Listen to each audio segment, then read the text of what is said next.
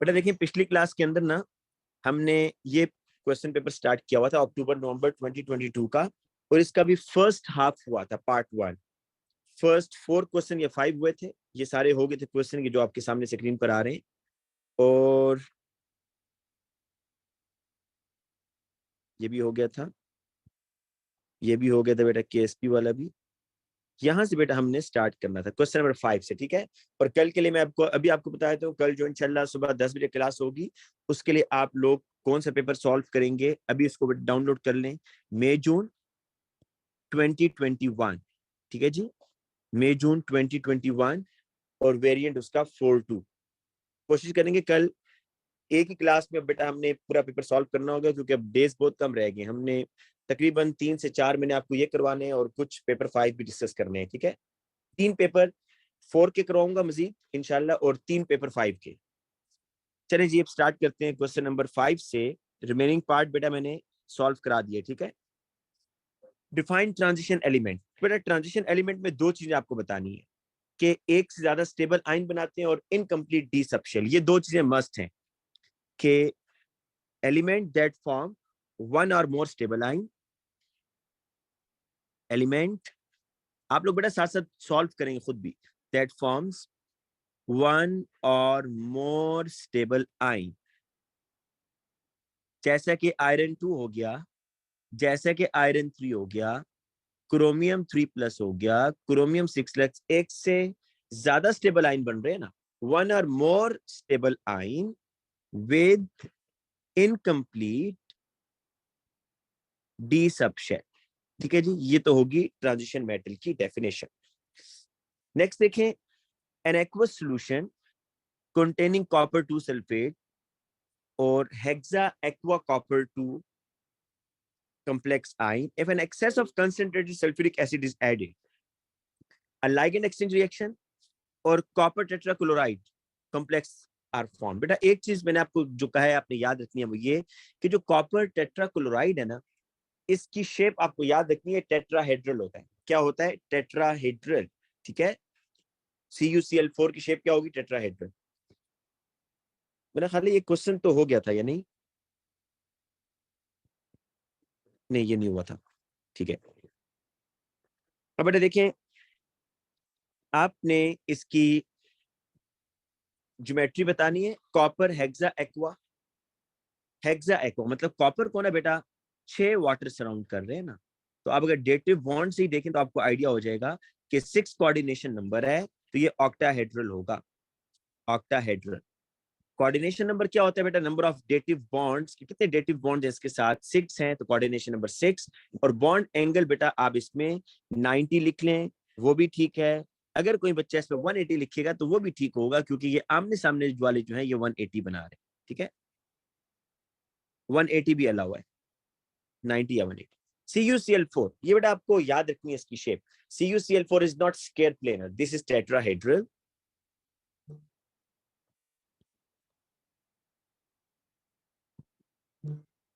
और बेटा एक लिख दें काफी है, दोनों लिखने चाहते हैं दोनों लिख दें, बेटर ये कि आप दोनों लिख दें, 90 और 180, ठीक है। और 180 एंड करके नहीं, और अच्छा टेट्राहेड्रल है। कोऑर्डिनेशन नंबर बेटा CuCl4 में आपको पता है कि ये एक Cl इधर से, एक Cl, एक वेज और एक डॉटेड, तो कोऑर्डिनेशन नंबर 4 होगा ना बेटा। 4 कोऑर्डिनेशन नंबर, एंगल इज 109.5, ठीक है। अच्छा इन एन आइसोलेटेड, बेटा आइसोलेटेड कहते हैं कि जब वो फ्री हो, बॉन्ड ना बना रहा हो। In an isolated copper 2 the d orbital are all degenerate. Degenerate mean उनकी एनर्जी सेम होती है। Degenerate mean having same energy. In a complex ion such as this, d orbitals are non-degenerate. Define degenerate and non-degenerate. देखें ये होती है बात कि जो degenerate होगा ना उसमें ये होगा जी, 5 ऑर्बिटल्स इकट्ठे होंगे, ये d ऑर्बिटल्स। लेकिन जब इनको लाइक, ये degenerate है इस टाइम, क्योंकि अभी बॉन्ड तो नहीं बना रहे हैं। ये डी के कॉपर 2 के डी है। जब बेटा लाइगेंड आता है, वाटर आएगा, तो अब ये स्प्लिट होंगे इनटू 2 सेट्स ऑफ ऑर्बिटल। अच्छा पहले पता है क्या होता है? पहले ये थोड़ा सा हायर एनर्जी पर जाते हैं, आपको ये ड्रॉ नहीं करना होता एग्जाम में, ऐसे ही आपको बता रहा हूँ। जब लाइगेंड आते हैं तो इनकी एनर्जी थोड़ी ज्यादा होती है, लेकिन लाइगेंड जब मजीद अप्रोच करते हैं, इनको नजदीक आते हैं, तो ये दो में स्प्लिट हो जाता है बेटा, ऑक्टाहेड्रल के लिए ऐसे, ठीक है, इस तरह की शेप। मुझे याद आ रहा है कि ये क्वेश्चन मैंने लास्ट टाइम किया था। तो ये बेटा आपके पास नॉन डीजनरेट हो जाएंगे, ये नॉन डीजनरेट डी ऑर्बिटल्स हैं, ठीक है। तो degenerate orbitals, those orbitals having same energy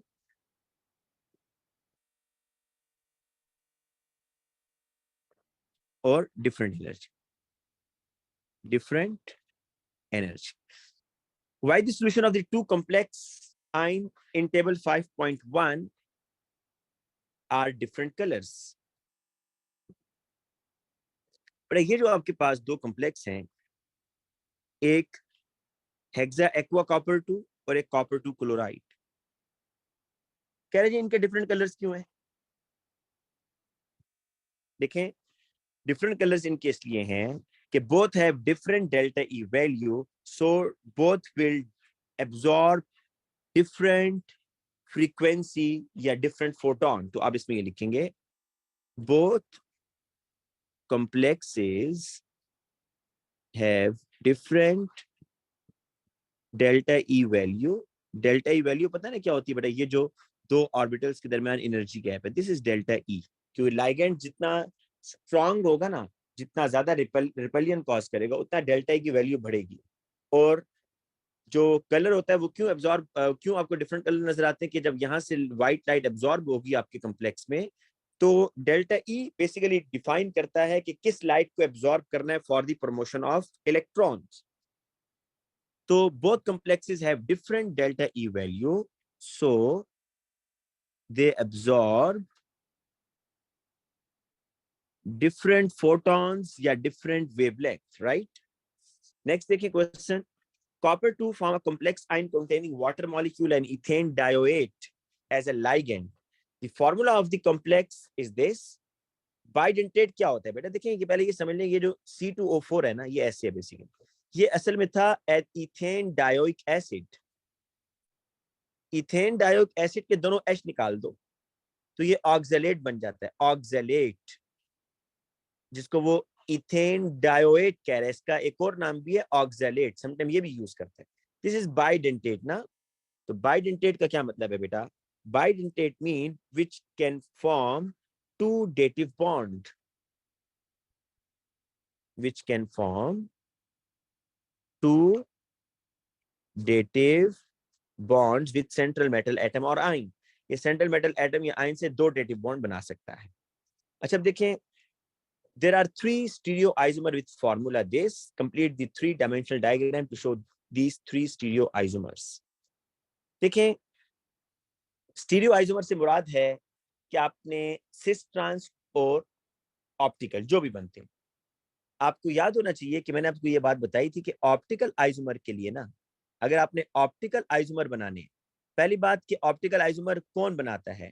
सिर्फ ऑक्टाहेड्रल कॉम्प्लेक्सेस बनाते हैं बस, कोई स्क्वायर प्लेनर नहीं, कोई टेट्राहेड्रल नहीं, कोई और कॉम्प्लेक्स आपको ऑप्टिकल आइसोमर नहीं बना कर देगा, सिर्फ ऑक्टाहेड्रल कॉम्प्लेक्सेस। और ऑक्टाहेड्रल कॉम्प्लेक्सेस के अंदर भी सिर्फ वो कॉम्प्लेक्सेस ऑप्टिकल आइसोमर बनाते हैं जिनमें एटलीस्ट दो बाइडेंटेड लाइगेंड हो, दो।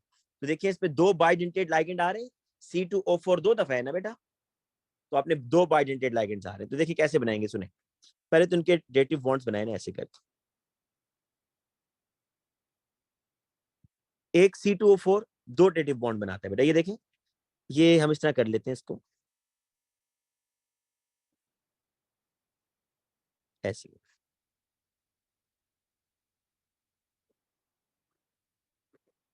इसको ऐसे कर लेते हैं, देखें, ऑक्सीजन ऑक्सीजन, ये C2O4 बन गया, राइट। दूसरा C2O4 ऐसे बना देते हैं जी,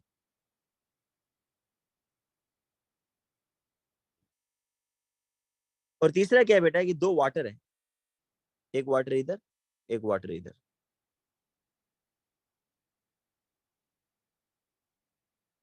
आपने एक चीज जो नोट किया कि ये आपका सिस भी बना है, दिस इज सिस, क्योंकि दोनों identical ligands are 90 degree apart. देखिए अगर मैं इसका बेटा ट्रांस अभी इसका नीचे बना दूंगा, पहले इसका मैं मिरर इमेज बनाता हूँ ना सामने, मिरर इमेज कैसे बनेगा देखिएगा जरा।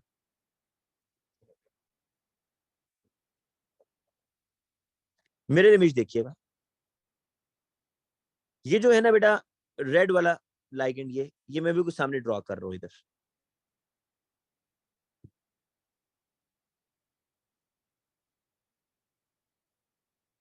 ये जो बेटा नीचे आपको नजर आ रहा है ना ये वाला, ये मैं इधर ड्रॉ करूंगा, देखिए इधर।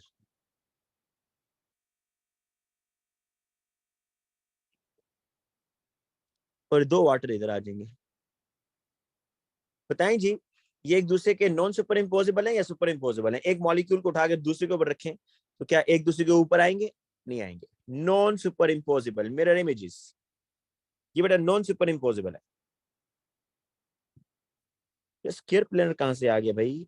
स्केयर प्लेनर कहां से आ गया? स्केयर प्लेनर में तो बेटा आपके पास डेटिव बॉन्ड 4 होते हैं, यहाँ तो 8 डेटिव बॉन्ड्स हैं, क्योंकि ये जो कॉम्प्लेक्स है बेटा, इस कॉम्प्लेक्स में C2O4 दो दफा है। ईच C2O4, अच्छा आपने फिर इसका मतलब ये चीज नहीं पहले समझी कि C2O4 बाइडेंटेट है ना बेटा, एक C2O4 दो डेटिव बॉन्ड बनाता है। ये देखिए कि एक C2O4 जो है ना ये दो डेटिव बॉन्ड बनाएगा, तो दो C2O4 है, तो 4 डेटिव बॉन्ड्स तो यहां से बनेंगे, फिर दो डेटिव बॉन्ड वाटर बनाएगा, तो टोटल डेटिव बॉन्ड्स कितने हो गए? 6। तो ये ऑक्टाहेड्रल होगा ना कि स्क्वायर प्लेनर। ठीक है बेटा। अब बेटा देखें, अब आपने, ये तो बन गए ऑप्टिकल आइसोमर, ये दोनों एक दूसरे के ऑप्टिकल आइसोमर है। ये दोनों कौन से हैं? ऑप्टिकल। अब मैं बनाता हूं इसका सिस ट्रांस, 1 और 3 का मैं सिस ट्रांस बनाता हूं। देखिए ऊपर वाला सिस है, क्योंकि इसमें both identical ligands are 90 degree. अब मैं इसमें करता हूँ कि एक आइडेंटिकल लाइगेंड ऊपर, एक आइडेंटिकल लाइगेंड नीचे, और अब बेटा मैं यहां पर ये इधर लगा दूंगा।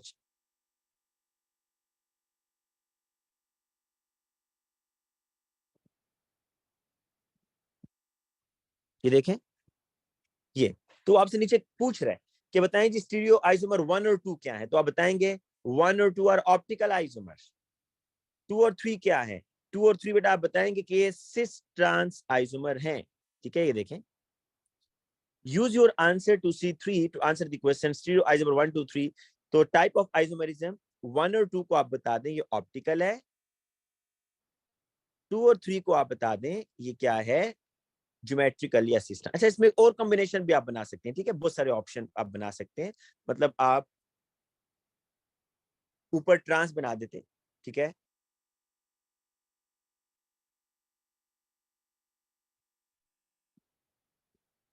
2 और 3 को आप बना सकते थे बेटा, आप 2 और 3 को कह सकते हैं, आप 2 और 3 को भी कह सकते हैं कि this is cis trans isomer, है ना? 2 और 3 भी सिस ट्रांस हो सकते हैं ना, तो आप ये भी लिख सकते थे। नेक्स्ट क्वेश्चन पर आएंगे अब। A solution contains 3.70 gram of, ये कॉम्प्लेक्स है बेटा एक, Na2 Na2 Cu C2O4 और water, dissolve in 100 cubic centimetre of solution. एक मिनट आप अगर वेट कर लें,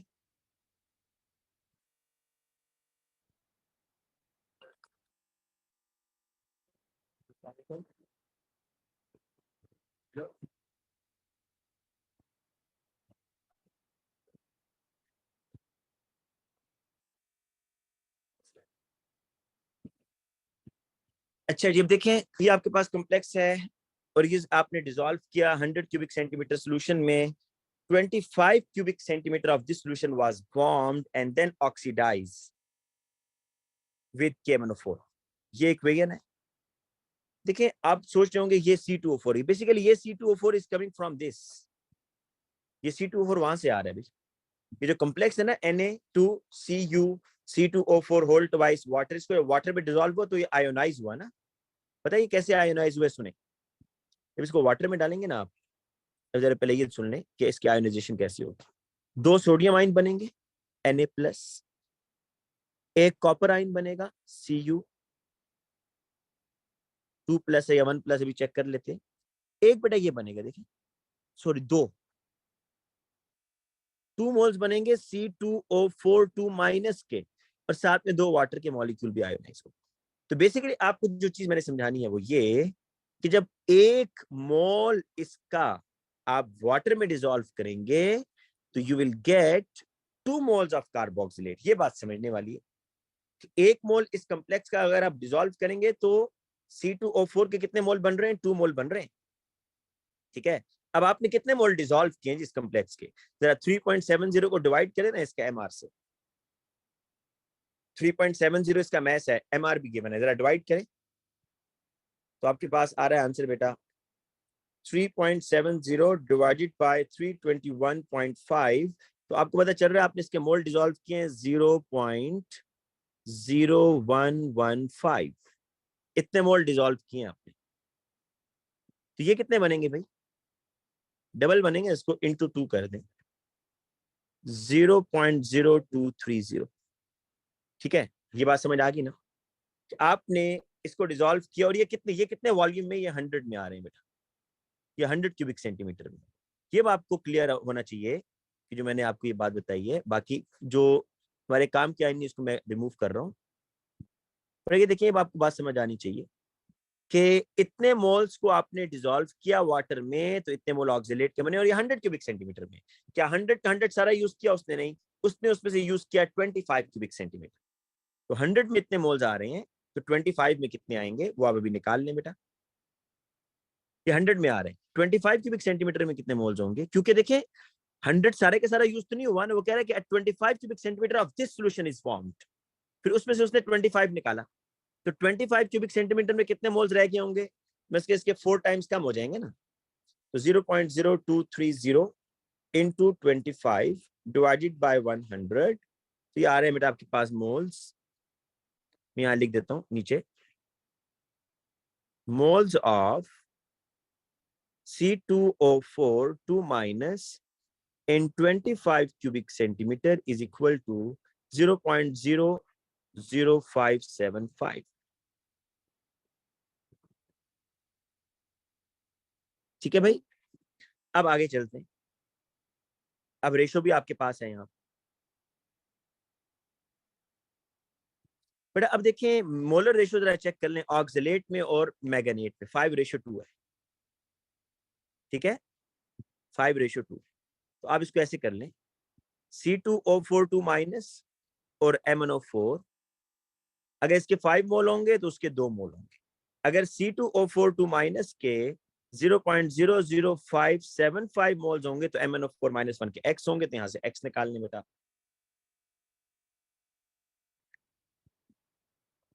2 into 0.00575 divided by 5।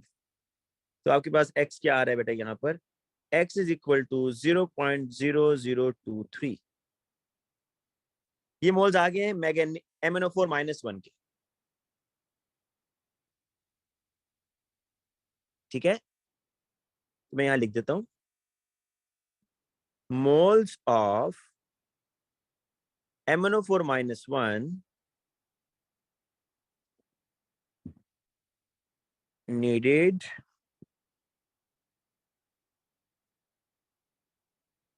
to react with C2O4 2 minus is equal to 0.0023। ठीक हो गया भाई? अब आगे क्या करने जा रहा हूं सुनो। आगे वो पूछना क्या चाह रहा है आपसे? आपसे पूछना चाह रहा है कि ये बताओ कि इतने मोल्स अगर हो ना, इतने मोल्स अगर आपको MnO4 के चाहिए हो तो आप MnO4 का वॉल्यूम कितना लोगे? वो तो भाई कंसंट्रेशन पे डिपेंड करता है कि सॉल्यूशन कितना कंसंट्रेटेड है, उसके लिहाज से वॉल्यूम का पता चलेगा। वो कह रहा है अगर इतने मोल्स के MnO4 के चाहिए होंगे आपको तो बताओ you need how much volume. देखते हैं कंसंट्रेशन गिवन है, यस गिवन है। ये देखो कंसंट्रेशन आपको ये बता रही है कि अगर आप 1000 क्यूबिक सेंटीमीटर लो ना तो उसमें 0.001 मोल आ रहे हैं। 1000 क्यूबिक सेंटीमीटर वॉल्यूम अगर आप लो तो उसमें 0.01 मोल आ रहे हैं KMnO4 के। ठीक है, तो अगर इतने मोल आपको चाहिए 0.0023 तो इसके लिए कितना वॉल्यूम होगा? x, यहां से x निकाल लो, ये आंसर आ जाएगा। x is equal to 1000 times 0.0023 divided by 0.01। ये 1000 टाइम्स 0.0023 डिवाइडेड बाय 0.01, ये आ रहा है 230 cubic centimetre volume is needed, right. इस तरीके से बेटा आपने ये क्वेश्चन कर लेना है। नेक्स्ट क्वेश्चन थर्मल स्टेबिलिटी से ताल्लुक है बेटा, ग्रुप 2 से ये क्वेश्चन आया हुआ है कि copper nitrate and barium nitrate both decompose when heated, copper two nitrate decompose at lower temperature than barium nitrate. अब देखें, वैसे तो जो क्वेश्चन आते हैं ना, ये वो पूछता है ग्रुप 2 के इस तरीके से कि मैग्नीशियम नाइट्रेट,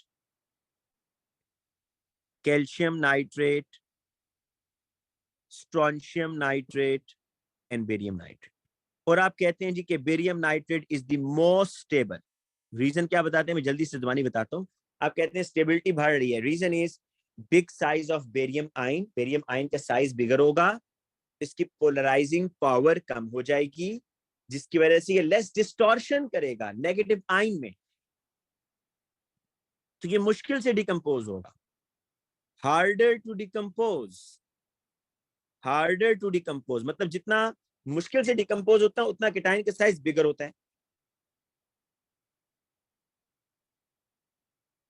ठीक है बेटा, वो इक्वेशन दी हुई है इसके अंदर, हयात इक्वेशन दी हुई है आपने, मेरे ख्याल ने देखी नहीं है, ये देखो इक्वेशन इज गिवन, क्वेश्चन में इक्वेशन गिवन है।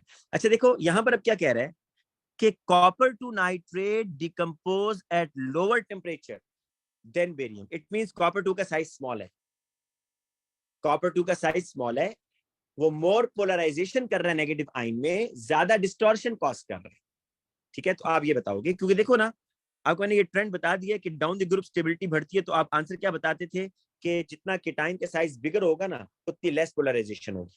मतलब इसमें आप ये बताते थे कि बेरियम नाइट्रेट क्यों मोस्ट स्टेबल है, बिगर, आप कहते थे बिगर केटाइनिक साइज ऑफ बेरियम, ठीक है, फिर आप कहते थे लेस, अगर बहुत डिटेल में आंसर पूछ रहा हूँ 4 मार्क्स का, less polarisation power of barium ion, so less polarisation या distortion, less polarisation in nitrate ion, ठीक है, एंड स्ट्रेंथनिंग द बॉन्ड। यहां पर अब क्या करना चाहिए आपने, यहां पर ये करना है बेटा कि आपने बताना है कि copper two nitrate low temperature पर डिकम्पोज हो रहा है, smaller size of copper two, जितना देखें मेटल आयन का साइज छोटा होगा ना, उसके अंदर पोलराइजिंग पावर इतनी ज्यादा होगी। पोलराइजिंग पावर ये होती है, पोलराइजिंग पावर ये होती है कि ये आपका कॉपर 2+ है सपोज, ये आपका बेरियम 2+ है, तो देखें नाइट्रेट है ये,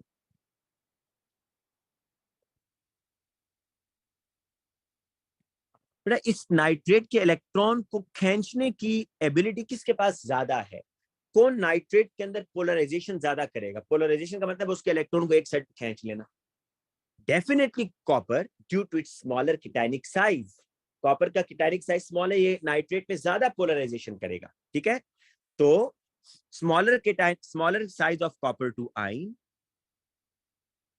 and more polarizing power of copper to ion, more polarizing power of copper to ion will cause more distortion या polarization, एक ही बात है, more distortion या polarization in नाइट्रेट। बेटा ये जो पोलराइजिंग पावर है ना, this is the ability of positive ion, ये बात याद रखिएगा, polarising power is the property of positive ion, polarising power positive ion करता है, पोलराइजेशन नेगेटिव आयन में होती है, नेगेटिव आयन के इलेक्ट्रॉन को आप खींच कर इलेक्ट्रॉन को एक साइड पर करते हैं तो पोलराइजेशन नेगेटिव आयन में होगी। ठीक है, तो ये बेटा आपने इसमें बताना है। नेक्स्ट क्वेश्चन पर आ जाए, an aqueous solution of cobalt 2। अच्छा कोबाल्ट 2 के पहले मैं आपको जल्दी से कुछ बता दूं चीजें, बेटा कोबाल्ट जो है ना, ये होता है पिंक सोल्यूशन। क्या होता है जी, पिंक सोल्यूशन। अगर आप इसमें NaOH डालें, चाहे एक्सेस में चाहे कम, होगा यही 2 OH आएंगे, कोबाल्ट वाटर 4 OH2 और कोबाल्ट के ऊपर चार्ज 0 आ जाएगा और साथ में 2 वाटर निकल जाएगा। ये जो बेटा आपके पास यहाँ बना है पिंक सोल्यूशन, इसमें आप NaOH जब डालते हैं तो आपके पास ब्लू PPT बनेंगे। और एक और बात सुनिएगा, ऑन स्टैंडिंग अगर आप इसको काफी देर रखते हैं तो ये ब्लू PPT से क्या हो जाएंगे, पिंक PPT बन जाएगी। एग्जामिनर अलाउ करता है बच्चा ब्लू PPT लिख दे, पिंक PPT लिख दे, दोनों ठीक है, लेकिन आप ये इक्वेशन आप ऐसे भी लिख सकते हैं बेटा। देखिए पहली बात, मुझे कैसे पता चलता है जी यहाँ प्रेसिपिटेट बन रहे हैं, जब भी कॉम्प्लेक्स के ऊपर 0 चार्ज होगा तो वो प्रेसिपिटेट बन रहे होंगे, पहली बात। और आप इस इक्वेशन को ज्यादा सिंप्लीफाई करके ऐसे भी लिख सकते हैं, 2OH सारे वाटर निकाल दें, कोबाल्ट हाइड्रोक्साइड बना दें, बस ये आपके पास पिंक PPT या ब्लू PPT, ठीक है। और कोबाल्ट के अंदर अगर आप क्लोराइड डाल देना बेटा, कोबाल्ट क्लोराइड, वो भी सुन ले जरा, ये तो मैंने किया ना NaOH के साथ। एक्सेस ऑफ HCl, ये कोबाल्ट है, इसमें ये बेटा वाटर था, ये कोबाल्ट का सोल्यूशन है ना बेसिकली, कोबाल्ट का सोल्यूशन है पिंक कलर का, आपको पता है सारे सोल्यूशन हम वाटर में बनाते हैं। अगर आप इसमें एक्सेस ऑफ HCl डालते हैं, 4Cl नेगेटिव का मतलब होता है HCl, तो ये क्लोराइड क्या करेगा बेटा, अच्छा आप ये बात पहले भी बताई है कि क्लोराइड जो है ना बिग साइज का लाइगेंड है, तो कभी भी जब एक्सेस ऑफ क्लोराइड का ये मतलब नहीं होगा आप 6 क्लोराइड कभी भी नहीं होंगे, क्योंकि क्लोराइड आयन का साइज बिगर है, मैक्सिमम किसी भी मेटल आयन को 4 क्लोराइड से ज्यादा सराउंड नहीं कर सकते, तो ये चारों के चारों क्लोराइड बेटा आकर कोबाल्ट को सराउंड करेंगे, ये +2 होता है, ये -1, ये -4 हो जाएगा, तो ओवरऑल चार्ज -2 आ रहा है, राइट, और 6 वाटर निकल जाएंगे, ठीक हो गया। अब आपके पास बेटा ये पिंक सोल्यूशन से ब्लू सोल्यूशन, अब ये सोल्यूशन है क्योंकि देखो ऊपर आयन बन रहा है ना, चार्ज है ऊपर, तो ये 2 आपको कलर याद रखने हैं कोबाल्ट के, और एक अमोनिया वाला भी, वो भी याद रखिएगा कि कोबाल्ट में जब आप एक्सेस ऑफ अमोनिया डालते हैं कोबाल्ट के सोल्यूशन में ब्राउन सोल्यूशन बनता है, तीनों कलर याद रखने हैं बेटा।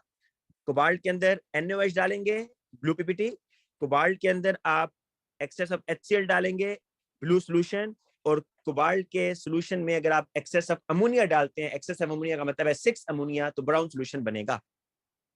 ये ब्लू है बेटा, दिस इज ब्लू, जो मैंने अभी लिखा है ना, ये आपका ब्लू सोल्यूशन है। अब आ जाए इस क्वेश्चन के ऊपर, कह रहे जी के an excess of cobalt 2 chloride is a pink color due to the presence of this complex ion.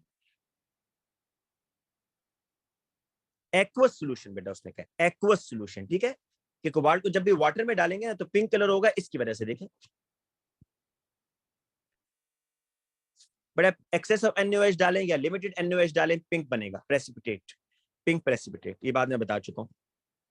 अब देखें, आपसे वो ये कह रहा है कि आपने इस कोबाल्ट के सोल्यूशन में जो कि पिंक कलर का है, कोबाल्ट का सोल्यूशन पिंक कलर का होगा क्योंकि हम जब भी सोल्यूशन बनाते हैं वो वाटर में डालते हैं, ठीक है, वाटर में, तो कोबाल्ट का सोल्यूशन पिंक कलर का है। जब भी आप इस कोबाल्ट के सोल्यूशन में जो कि ओरिजिनली पिंक कलर का है आपने NaOH डाला, colour of cobalt containing product अभी बताया जी, 2 रिएक्शन बताए, दोनों में से जो मर्जी लिख दे, कोबाल्ट डालेंगे, ये देखें जी, ये 2 आपको रिएक्शन नजर आ रहे हैं लिखे हुए, 1 मिनट,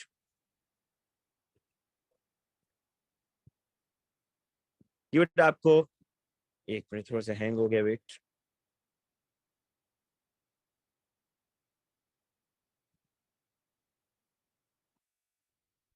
वेट बेटा 1 मिनट,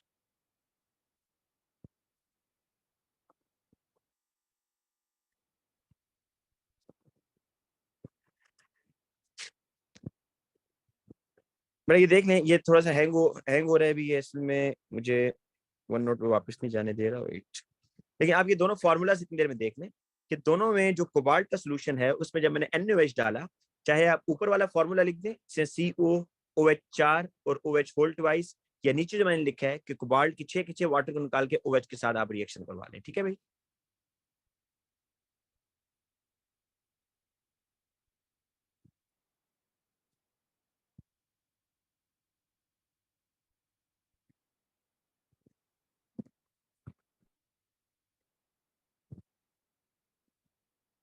अच्छा अच्छा बेटा, अब आपने यहाँ क्या लिखना है जी, colour of cobalt containing product, colour क्या बन रहा है जी इसका, पिंक, मैंने आपसे कहा है ब्लू भी लिख सकते हैं, पिंक और ब्लू, ठीक है, जो मर्जी लिखें, क्योंकि शुरू में बेटा बनता है, आपको मैंने बताया शुरू में बनता है ब्लू प्रेसिपिटेट। अगर आप उस टेस्ट ट्यूब को काफी देर रखेंगे तो वो ब्लू से पिंक हो जाते हैं, इसलिए एग्जामिनर दोनों अलाउ करता है कि बच्चा ब्लू लिख दे या पिंक लिख दे। अब state of the cobalt containing product, सारी बात है बेटा, जब सॉलिड बन रहा है, जब सॉलिड बन रहा है तो आप उसको क्या कहेंगे कि ये प्रेसिपिटेट है तो सॉलिड बन रहा है ना। देखिए प्रेसिपिटेशन होगी तो बेसिकली सॉलिड फॉर्मेशन हो रहा है। अब एक बच्चा ये कह रहा है जी हम इसको क्या लिखें, हम इसको लाइगेंड एक्सचेंज लिखें या प्रेसिपिटेशन लिखें। जी बेटा अच्छा क्वेश्चन है। अब यहाँ पर आप देखें दोनों काम एट अ टाइम हो रहे हैं। प्रेसिपिटेट क्या होते हैं, जब आप दो सॉल्यूशंस को मिक्स करें और उसके रिजल्ट में प्रेसिपिटेट बने, तो वो तो हो रहा है, आप दो सॉल्यूशन को मिक्स कर रहे हैं, प्रेसिपिटेट बन रहे हैं। और लाइगेंड एक्सचेंज भी हो रहा है यहाँ पर, ठीक है। लाइगेंड एक्सचेंज कैसे हो रहा है बेटा, कि वाटर को OH ने रिप्लेस किया है, ठीक है। तो आप इसमें से यहाँ पर आपके पास ऑप्शन है, हर जगह पर ऑप्शन नहीं होता, यहाँ पर आप जो मर्जी लिखें, अगर वो आपसे पूछेगा तो आप जो मर्जी लिख सकते हैं। अच्छा अब आगे चलें जी। An excess of concentrated hydrochloric acid, excess of HCl, बड़ा HCl का मैं आपको बता चुका हूं, ये देखिए नीचे रिएक्शन दिया हुआ है कि पिंक सॉल्यूशन है, उसमें आपने एक्सेस ऑफ क्लोरीन डाला है, एक्सेस ऑफ HCl ऐड किया है, तो आपके पास कोबाल्ट क्लोराइड का ब्लू सॉल्यूशन बनेगा। तो आपने पहले कलर बताना है, कलर क्या बनेगा, कोबाल्ट कंटेनिंग प्रोडक्ट ब्लू, और ये बेटा एक्वस होगा, सॉल्यूशन है तो एक्वस, ठीक है। State of cobalt containing product ना, लिक्विड ना लिखिएगा भाई, लिक्विड लिखा तो गलत होगा। कोबाल्ट कंटेनिंग प्रोडक्ट जो है वो तो लिक्विड फॉर्म में नहीं है ना, वाटर में डिसॉल्व है, एक्वस है, नॉट लिक्विड। अच्छा नेक्स्ट क्वेश्चन देखिए, राइट एन इक्वेशन, ये सारा मैं आपको बता चुका हूं बेटा इक्वेशन, लेकिन फिर समझ लें। कोबाल्ट वाटर था,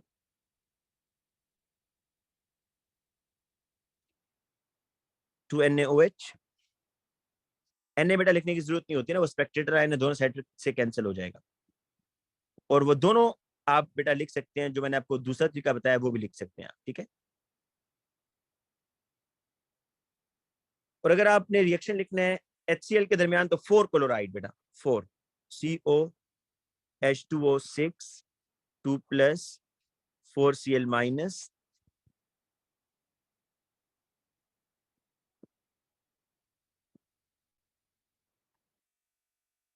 स्टेबिलिटी कांस्टेंट को डिफाइन करेंगे। तो बेटा stability constant is an equilibrium constant, is just like Kc, लेकिन this stability constant is for the formation of complex ion, ये कॉम्प्लेक्स आयन के लिए होता है, और कॉम्प्लेक्स आयन किससे बनेगा, फ्रॉम इट्स कॉन्स्टिट्यूएंट आयन्स। तो इसको आप कैसे लिखेंगे, it is the equilibrium constant, it is the equilibrium constant for the formation of a complex ion। अच्छा for the formation of complex ion in a solvent भी कह सकते हैं, लेकिन ज्यादा अच्छा ये है बेटा कि आप लिखें कि फ्रॉम इट्स कॉन्स्टिट्यूएंट आयन, क्योंकि ये डेफिनेशन से ना आपको कुछ इसके जो न्यूमेरिकल प्रॉब्लम है उसको सॉल्व करने में आसानी होगी अगर आपको ये डेफिनेशन आती हो।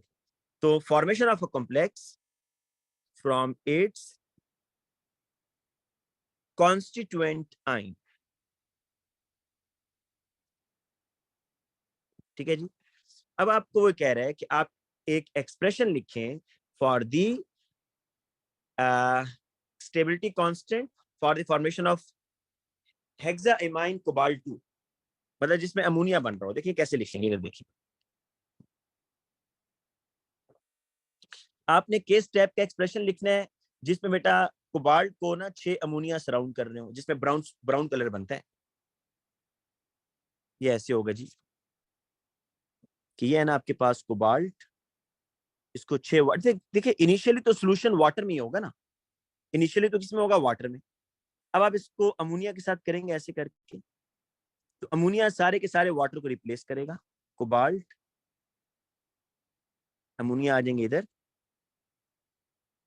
ये देखिए ये पिंक सोल्यूशन से ना ये ब्राउन सोल्यूशन है, कलर याद रखिएगा, ब्राउन सोल्यूशन यूनिक सा कलर है, ये इस तरह का कलर पहले नहीं पड़ा हुआ आपने। अच्छा फिर वो कह रहे हैं जी इसका आप ना क्या करें, के स्टेप लिखें, उसकी यूनिट निकालें और कंसंट्रेशन भी बताएं। तो इस तीनों क्वेश्चन यहीं पर कर लेते हैं, वहां जगह नहीं है। सबसे पहले जी के स्टेप में आपको पता है वाटर नहीं लिखेंगे क्योंकि वाटर इज सॉल्वेंट। तो अगर वाटर राइट साइड पर आ रहा है तो उसको कभी भी आप के स्टेप का हिस्सा नहीं बनाएंगे। तो के स्टेप इसका ये बनेगा कंसंट्रेशन ऑफ कोबाल्ट CO। अब जो चार्ज होगा ना बेटा वो ब्रैकेट के अंदर डालेंगे, ठीक है। स्क्वायर ब्रैकेट के ऊपर चार्ज नहीं डालना आपने, कॉफिशिएंट होगा वो डालेंगे। कोबाल्ट वाटर चार्ज अंदर, ब्रैकेट बाहर कर देंगे, और अमोनिया के 6 मोल है बेटा।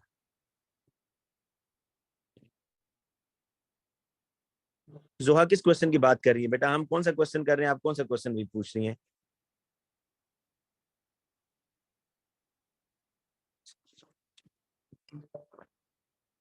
बेटा ये कौन सा क्वेश्चन आप पूछ रही हैं जोहा? हम तो ये काम नहीं कर रहे अभी। 6H2O, अच्छा मैंने कहा 6H2O और कैन राइट 4H2O। क्यों भाई 4H2O क्यों लिखेंगे? Okay okay okay okay okay okay, ठीक है।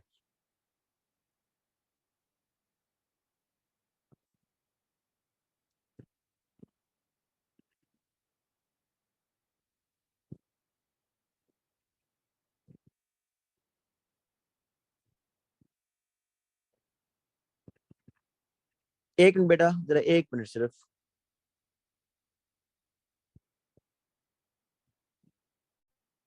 अच्छा बेटा, एक स्टूडेंट क्वेश्चन ये पूछ लिया भाई कि यहाँ पर ये जो ब्राउन सोल्यूशन बना है, तो क्या हम 6 वाटर के मॉलिक्यूल में से 2 वाटर के मॉलिक्यूल को रखेंगे और 6 में से 4 अमोनिया लेके जाएंगे? नहीं। अगर आप अपने नोट्स में चेक करें कि जब भी अमोनिया की बारी आती है ना, अमोनिया, वो आप असल में कंफ्यूज कर रहे हैं किसके साथ, मैं भी बता देता हूँ। कोबाल्ट के कॉम्प्लेक्स में जब आप रिएक्शन करवाएंगे एक्सेस ऑफ अमोनिया के साथ भाई, जब आप एक्सेस ऑफ अमोनिया के साथ रिएक्शन करवाएंगे तो 6 के 6 अमोनिया ने रिप्लेस करवाना है, 6 के 6 अमोनिया वाटर को रिप्लेस करेंगे। ये जो कंफ्यूजन आपको हो रही होगी ये वहां पर हो रही होगी जब आप कॉपर के कॉम्प्लेक्स पढ़ते हैं जिसमें डीप ब्लू सोल्यूशन बनते हैं। वहां पर जरा चेक करें, वहां पर 6 के 6 अमोनिया रिप्लेस नहीं हो रहे होते, वहां 4 अमोनिया जा रहे होते। चेक करें जहां डीप ब्लू सोल्यूशन बन रहा होगा, डीप ब्लू सोल्यूशन, तो वो कॉपर 2 का कॉम्प्लेक्स है, ना कि कोबाल्ट का। कोबाल्ट में 6 के 6 अमोनिया बेटा रिप्लेस करेंगे।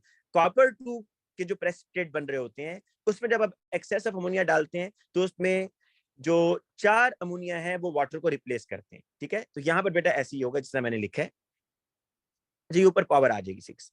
एक तो बेटा आपने इसकी यूनिट निकालनी है, यूनिट आप निकाल लेंगे। दूसरा नीचे क्वेश्चन भी है, यूनिट भी हम निकाल लेते हैं और साथ में क्वेश्चन भी देखते हैं। Numerical value of the K step for this complex is 7.7 times 10 raised to power 4। और देखिए इस कॉम्प्लेक्स के लिए ना, इस कॉम्प्लेक्स के लिए ये जो है, जो वैल्यू आ रही है वो 7.7 टाइम्स 10 रेज़्ड टू पावर 4। तो यहाँ लिखें 7.7 टाइम्स 10 रेज़्ड टू पावर 4। अच्छा ये कंसंट्रेशन कितनी होगी जी? कोबाल्ट जिसको अमोनिया ने सराउंड किया हुआ, ये देखें 0.0740, 0.0740। इन दो की कंप्लीट क्या आ रही है जी? अमोनिया की आ रही है 0.480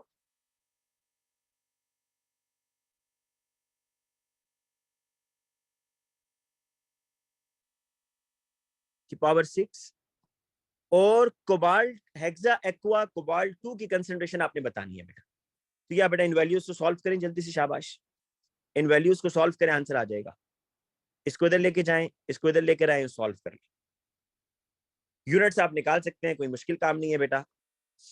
ये स्क्वायर ब्रैकेट इससे कैंसिल हो जाएगी, तो 6 स्क्वायर ब्रैकेट्स नीचे आ रही है ना, तो ये इस तरह आ रहा है मोल स्क्वायर। इस तरह लिखे कि स्क्वायर ब्रैकेट नीचे आ रही है बेटा 6 टाइम्स ना।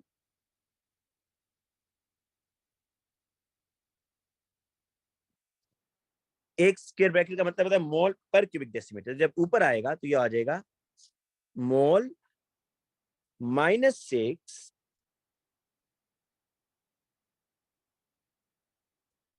और 6 3 18 PM18। और इसका बेटा आंसर क्या आ रहा है, जरा कंसंट्रेशन बताएं क्या आंसर आ रहा है?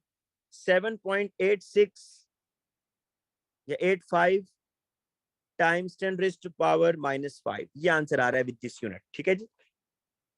नेक्स्ट क्वेश्चन पर आ जाए जी अब। Organic The structural and displayed formula of the three aromatic compound A, B, C are shown. अब देखें, आपको मैं बताता हूं कि आपने इसमें रिलेटिव एसिडिटी बतानी है ABC। सबसे पहला काम आपने देखना है कि OH बॉन्ड सबसे ज्यादा वीक किधर हो रहा है। जहां पर कार्बोनाइल लगा होगा ना, C डबल बॉन्ड O, वो तो बहुत ज्यादा इलेक्ट्रॉन विथड्राइंग ग्रुप होता है भाई, और वो एसिड को बहुत ज्यादा स्ट्रॉन्गर बनाता है। ये बात पहले आपको याद होनी चाहिए। Carbonyl group is electron withdrawing and it weakens the OH bond. Carbonyl क्या है? इलेक्ट्रॉन विथड्राइंग ग्रुप है, EWG, इलेक्ट्रॉन विथड्राइंग ग्रुप। और ये करता है क्या है? It weakens the OH bond, ये OH बॉन्ड को वीक करेगा। तो अब सबसे अच्छा, लेकिन अब देखें OH बॉन्ड तो दो में आ रहा है। अच्छा, ये हमें समझ आ गया है कि इसमें B नहीं होगा स्ट्रॉन्गेस्ट। A और C में से हम चेक करते हैं, दोनों में कार्बोनाइल है। अब देखिए, आपको C में एक इलेक्ट्रोनेगेटिव एलिमेंट क्लोरीन भी दिख रहा है, which makes the OH bond further weaker। जो इलेक्ट्रॉन विथड्राइंग ग्रुप होता है ना बेटा, वो OH बॉन्ड को वीक करता है। ठीक है, तो अब देखें, ये OH बॉन्ड है, इसको एक कार्बोनाइल वीक कर रहा है और इस एक OH बॉन्ड को क्लोरीन भी वीक कर रहा है। तो सबसे जो स्ट्रॉन्गेस्ट एसिड होगा दैट इज C, देन आपका बेटा A होगा, देन आपका B होगा। अच्छा, सिर्फ OH बॉन्ड की वीकनिंग के ऊपर नहीं, जब एक दफा OH बॉन्ड टूट जाएगा ना, अब देखो, जब एक दफा OH बॉन्ड टूटेगा तो यहाँ क्या चार्ज आएगा, मैं आपको बताता हूँ। ये हो जाएगा नेगेटिव, ये हो जाएगा नेगेटिव, ये हो जाएगा नेगेटिव। अब देखो, ये H प्लस सोल्यूशन में आ गया ना, ऐसे। अब आपने ये भी देखना होता है कि ये O नेगेटिव चार्ज जो है, ये कहां पर सबसे ज्यादा कंसेंट्रेटेड है और कहां सबसे ज्यादा डाइल्यूट है। ये जो O के ऊपर नेगेटिव चार्ज है ना, ये सबसे ज्यादा डाइल्यूट किधर होगा? डाइल्यूट मीन सबसे चार्ज डेंसिटी कम किधर होगी? जहां पर इलेक्ट्रोनेगेटिव एटम होंगे। अब बेटा, ये जो O नेगेटिव चार्ज है, इसको C डबल बॉन्ड O भी खींच रहा है, इसको इलेक्ट्रोनेगेटिव एटम क्लोरीन भी खींच रहा है। तो ये जो ज्यादा सेपरेट हो गया ना, यहाँ चार्ज सेपरेट हो गया, इसलिए ये हाइड्रोजन आयन को रेडिली गेन नहीं करेगा। जबकि यहां पर बेटा A के अंदर ये जो नेगेटिव चार्ज है ऑक्सीजन पर, इसको सिर्फ कार्बोनाइल अपनी तरफ खींच रहे हैं। ठीक है, जबकि ये जो B वाला है, इसमें ना कार्बोनाइल है ना ही आपका कोई इलेक्ट्रॉन विथड्राइंग ग्रुप और लगा हुआ है।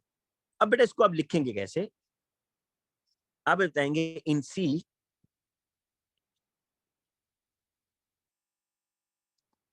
Chlorine and C double bond O are electronegative and weakens the OH bond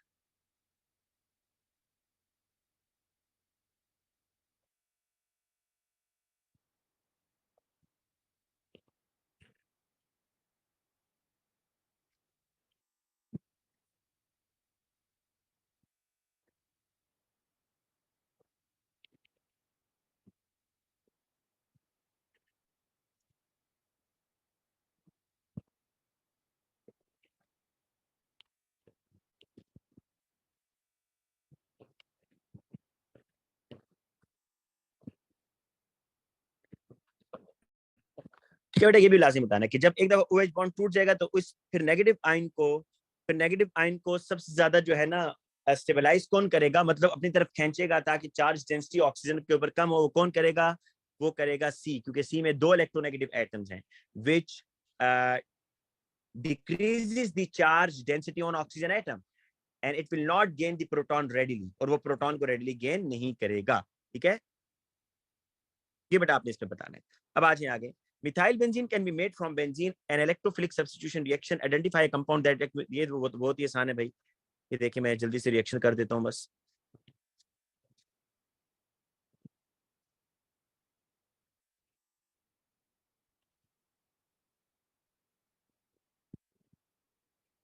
ये जी, तो वो कह रहा है कि identify compound that react with benzene to form methyl benzene. ये आपके पास हो जाएगा बेटा CH3Cl क्लोरोमीथेन। अच्छा, इस तरह का जब क्वेश्चन आए ना बेटा, दोनों चीजें लिख दिया करें, फॉर्मूला भी लिखा करें, वर्डिंग में भी लिखा करें। कैटलिस्ट क्या है? Aluminium chloride. अगेन दोनों काम करें। एल्यूमिनियम क्लोराइड लिखने के बाद उसका फॉर्मूला भी लिख दें, ठीक है। The first step in the reaction is generation of electrophile. मेरा इलेक्ट्रोफाइल का वो फर्स्ट स्टेप देखिए क्या होता था कि जिसमें ये आता था आपके पास CH3Cl और AlCl3। आपको पता है ना बेटा, इसमें जो AlCl3 है दिस इज द इलेक्ट्रोफाइल ना। क्यों इलेक्ट्रोफाइल है? क्योंकि एल्यूमिनियम का ऑक्टेट कंप्लीट नहीं है। तो ये क्लोरीन क्या करता था बेटा, ये क्लोरीन बेसिकली डेटिव बॉन्ड बनाएगा दिस एल्यूमिनियम, और यहां से बॉन्ड हेट्रोलिटिकली टूट जाएगा। तो आपके पास बनता था CH3+ और AlCl4-, क्योंकि जो क्लोरीन है वो डेटिव बॉन्ड बना रहा है विद एल्यूमिनियम, तो कार्बन क्लोरीन बॉन्ड टूट जाएगा हेट्रोलिटिकली। नेक्स्ट क्वेश्चन देखें, describe the mechanism for the reaction between benzene and methyl benzene. अब देखिए बेटा, इस तरह के क्वेश्चन में भी आप लोग गलती कर जाते हैं, हैरानगी होती है कि ये सिंपल मैकेनिज्म है। आपको देखना है इसमें न्यूक्लियोफाइल कौन है। Benzene is the nucleophile, electrophile कौन है? This CH3+ is electrophile. तो एक तो arrow starts from nucleophile to electrophile, और बेंजीन रिंग से एरो स्टार्ट करना है आपने इधर ऐसे। और अब आप बेटा बेंजीन रिंग को रप्चर करेंगे नेक्स्ट स्टेप में, और बेंजीन रिंग रप्चर करने के बाद अंदर प्लस साइन डालेंगे जो डेफिशिएंसी ऑफ पाई इलेक्ट्रॉन बता रहा है।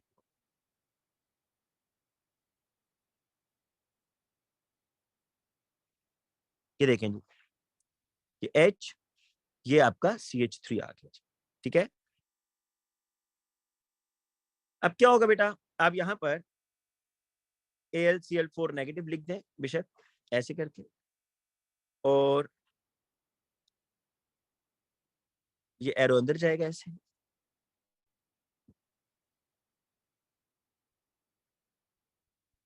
अच्छा, अगर आप इस तरह लिखते हैं ना, अब मेरी बात और सुने, अगर आप ऐसे लिखते हैं जी, ठीक है, वो बिल्कुल ठीक करेगा। फिर बाद में वो कहता है कि आप एक और स्टेप करें जिसमें, ये देखिए मैंने ऊपर एरो से वो हटा दिया AlCl4 नेगेटिव। फिर वो कहते हैं जी आप एक और रिएक्शन करें जिसमें कैटलिस्ट की रीजनरेशन हो रही हो, तो फिर आप वो नीचे से अलग करके दिखा दें AlCl4-, H+, HCl और AlCl3, ये कैटलिस्ट रीजनरेट हो, इस तरह कर दें, ठीक है। अगर आप कहते हैं नहीं भाई मैंने एक ही स्टेप में, अगर उसने आपको कुछ तरह बाउंड नहीं किया, तो आप इस तरह कर सकते हैं। देखिए AlCl4 उसी स्टेप में करें, तो ये आप HCl बनाए और AlCl3 कैटलिस्ट इधर ही रीजनरेट करवा, ये भी ठीक है। फिर नीचे वाला रिएक्शन करने की जरूरत नहीं होगी। लेकिन सम टाइम आपने देखा होगा पास पेपर में, वो आपको अलहदा कह रहा होता है, वो कहता है कि आप अलहदा से बताएं कि कैटलिस्ट रीजनरेट कैसे हुआ, तो फिर आप H+ यहाँ निकालें। बस ये जो H+ आ रहा है ना, इसको यहाँ लिखें, और नेक्स्ट स्टेप में आप फिर ये वाला काम करें जी, AlCl4-, H+, AlCl3 और HCl, ठीक है। नेक्स्ट क्वेश्चन देखें, identify a suitable reagent to oxidise the methyl benzene to benzoic acid.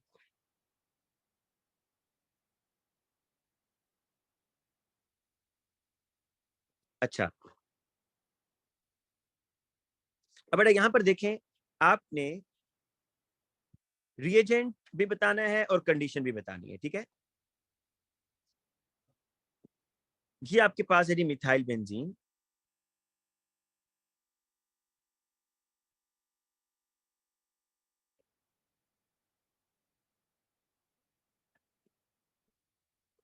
अच्छा इसको अगर आप ऐसे लिखे ना तो वो फिर भी ठीक करेगा। देखें, वो लेता है हॉट अल्कलाइन KMnO4। आप इस तरह करके H+ भी लिख दिया करें। आप देखेंगे जो पुरानी मार्किंग स्कीम है उसमें वो ऐसे लिखता था कि आपने, अच्छा एक बात, जब अल्कोहल की ऑक्सीडेशन करनी होती है ना, ये बात गौर से सुनिएगा, जब अल्कोहल्स की ऑक्सीडेशन करनी होती है, you take hot acidified KMnO4। क्या लेते हैं आप?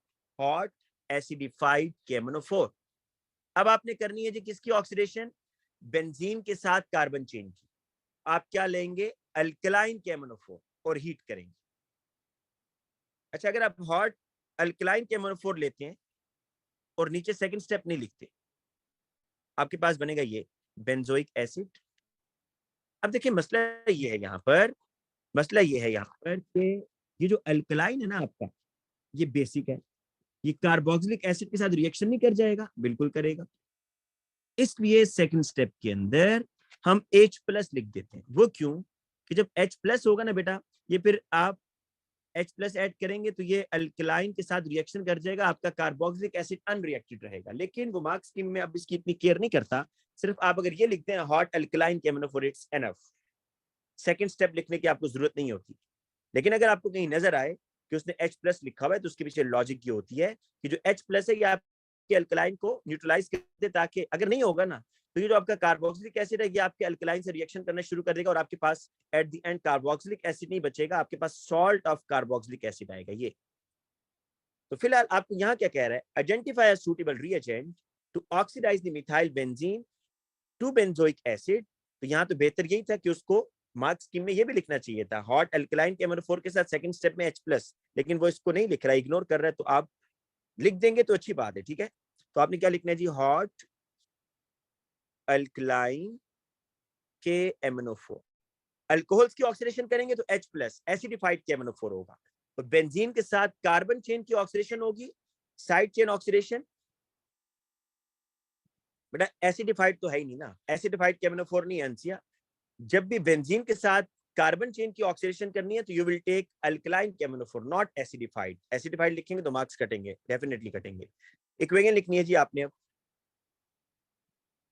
C6H5CH3, ये है ना मिथाइल बेंजीन, इसकी ऑक्सीडेशन करनी है। अच्छा जब इक्वेशन कहते हैं तो आपसे बैलेंस इक्वेशन कह रहा होता है और साथ में वाटर।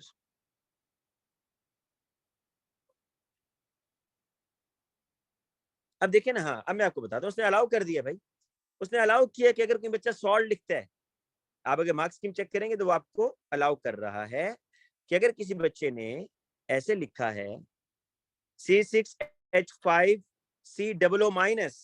तो वो बेटा अलाउ कर रहा है क्योंकि ये सॉल्ट है। क्यों अलाउ कर रहा है? क्योंकि आपने अल्कलाइन के MnO4 लिया है, तो ये अल्कलाइन के MnO4 आपके कार्बोक्सिलिक से रिएक्शन कर जाएगा एट द एंड और आपके पास सॉल्ट बनेगा, ठीक है। तो दोनों आप लिख सकते हैं, सॉल्ट भी लिख सकते हैं और कार्बोक्सिलिक एसिड भी। अच्छा बेटा आगे चलते हैं नेक्स्ट क्वेश्चन पर। नेक्स्ट क्वेश्चन ये कह रहा है कि methyl benzene and benzoic acid are both nitrated with a mixture of concentrated nitric acid and sulfuric acid, give a mononitrated. Mononitrated mean कि एक दफा नाइट्रेशन होगी। The structural formula of this, और आपने क्या करना है कि draw the structure of these two product. तो एक बेटा मिथाइल बेंजीन है आपके पास, मिथाइल बेंजीन में इलेक्ट्रॉन डोनेटिंग ग्रुप लगा हुआ है, और दूसरा आपके पास है बेंजोइक एसिड। बेंजोइक एसिड में बेटा आपके पास इलेक्ट्रॉन विथड्रॉइंग ग्रुप है। ये कैसे पता चलता है कि डबल बॉन्ड होने की वजह से इलेक्ट्रॉन विथड्रॉइंग होगा, सिंगल बॉन्ड होने की वजह से इलेक्ट्रॉन डोनेटिंग होगा। और अगर सिंगल बॉन्डेड है तो ये बेटा इन पोजीशंस को एक्टिवेट करेगा, ऑर्थो पैरा 2 4। और ये जो बेटा आपका इलेक्ट्रॉन विथड्रॉइंग है ये इन पोजीशंस को एक्टिवेट करेगा। तो the structural formula of these two products, तो आपने बताया एक में मिथाइल बेंजीन में जब नाइट्रेशन हो तो ये होगा, आप पैरा पे लगाया कह रहे हैं, ऑर्थो पर नहीं, क्योंकि दोनों ग्रुप साथ साथ हो ना तो फिर भी अनस्टेबिलिटी आती है, लेकिन वो अलाउ करता है अगर आप इस तरह लगाएंगे, ठीक है। तो 4 नाइट्रो मिथाइल बेंजीन, इसका नाम क्या है, 4 नाइट्रो, 4 नाइट्रो मिथाइल बेंजीन। अच्छा इसमें क्या होगा भाई, इसमें क्या होगा कि अगर आप इसमें नाइट्रेशन करते हैं तो अब ये इलेक्ट्रॉन विथड्रॉइंग है ना, तो यहाँ पर बेटा लगेगा इधर, ये देखें इधर, तो आपके पास यहाँ पर ये चीज बनेगी COOH और NO2, 4 nitro benzoic acid, sorry 3 nitro benzoic acid, 3 nitro benzoic acid, ठीक है जी। नेक्स्ट क्वेश्चन पर आए। हाँ, reaction scheme is shown figure 7.2। देखें इसमें इसने ये असल में यही प्रोडक्ट लिया हुआ है जो ऊपर हम डिस्कस करके आए हैं, ये देखें ये वही चीज है, ये मिथाइल लगा हुआ है इधर और ये NO2 लगा हुआ है। देखिए जहां जहां ग्रुप लगता है वहां से H निकल जाता है ना, एक H यहां से निकला, एक H यहां से निकला, तो इसलिए C6H4 कर रहा है। पर इसकी क्या हो रही है, बेसिकली रिडक्शन हो रही है। आपको पता है कि NO2 की रिडक्शन होती है NH2 में, कैसे, 10 कंसंट्रेटेड HCl और हीट, तो NO2 NH2 में जा रहा है। फिर बेटा क्या हो रहा है, देखो ये NH2 से डायएजोनियम बन रहा है ना, तो इसने क्या लिया होगा, HNO2 HCl, और टेम्परेचर जो है ना बेटा लेस देन 10 डिग्री लिया होगा, तो ये बेंजीन डायएजोनियम क्लोराइड बन गया, याद आया, बेंजीन डायएजोनियम क्लोराइड। और फिर बेटा क्या हो रहा है कि ये रिएक्शन 3 पता है क्या हो रहा है, उसने बेंजीन डायएजोनियम क्लोराइड को अनस्टेबल किया है, इसका टेम्परेचर भी ज्यादा किया और इसमें वाटर ऐड कर दिया। ये इस तरह है जी, मैं आपको बताता हूँ। ये ऐसे है, ये CH3 है, ये आपके पास N2Cl था सपोज, इसने ना वाटर डाला इसमें और टेम्परेचर भी बढ़ा दिया, अबव 10 डिग्री किया। जब अबव 10 डिग्री करता है ना तो N2 निकल जाता है यहाँ से, अच्छा HCl यहाँ से निकल जाता है, क्योंकि जो OH बटा ये इसके साथ आकर लग जाता है, OH बेंजीन रिंग के साथ। तो ये देखो यहाँ पर इसने क्या किया है, वाटर ऐड किया है और टेम्परेचर को किया है अबव 10 डिग्री, तो ये फिनोल बन गया। लेकिन वो ये पूछ रहा है, अच्छा describe the reagent and condition to produce this from this in reaction 2। मैंने आपको बता दिया बेटा इसमें क्या था, HNO2 एंड HCl, और टेम्परेचर जो है 0 से 10 डिग्री तक, ठीक है जी, रिएक्शन 2 में, ये आपको बता चुका हूँ। अच्छा कंडीशन सॉरी आपने अलहदा बतानी है, सॉरी कंडीशन अलहदा बतानी है। तो कंडीशन ये है कि टेम्परेचर जो है वो 0 डिग्री से 10 डिग्री तक होगी। How this phenol can be produce from benzene diazonium chloride, ये भी आपको बताया बेटा कि इसमें ये रिएक्शन होगा। देखें ये रिएक्शन, पहले मैं यहां लिख देता हूं, ये N2 निकल जाएगा और HCl बनेगा। ये रिएक्शन हुआ जी, जो वो पूछ रहा है रिएक्शन 3। तो आपने इसको फॉर्मूला में लिख देना है,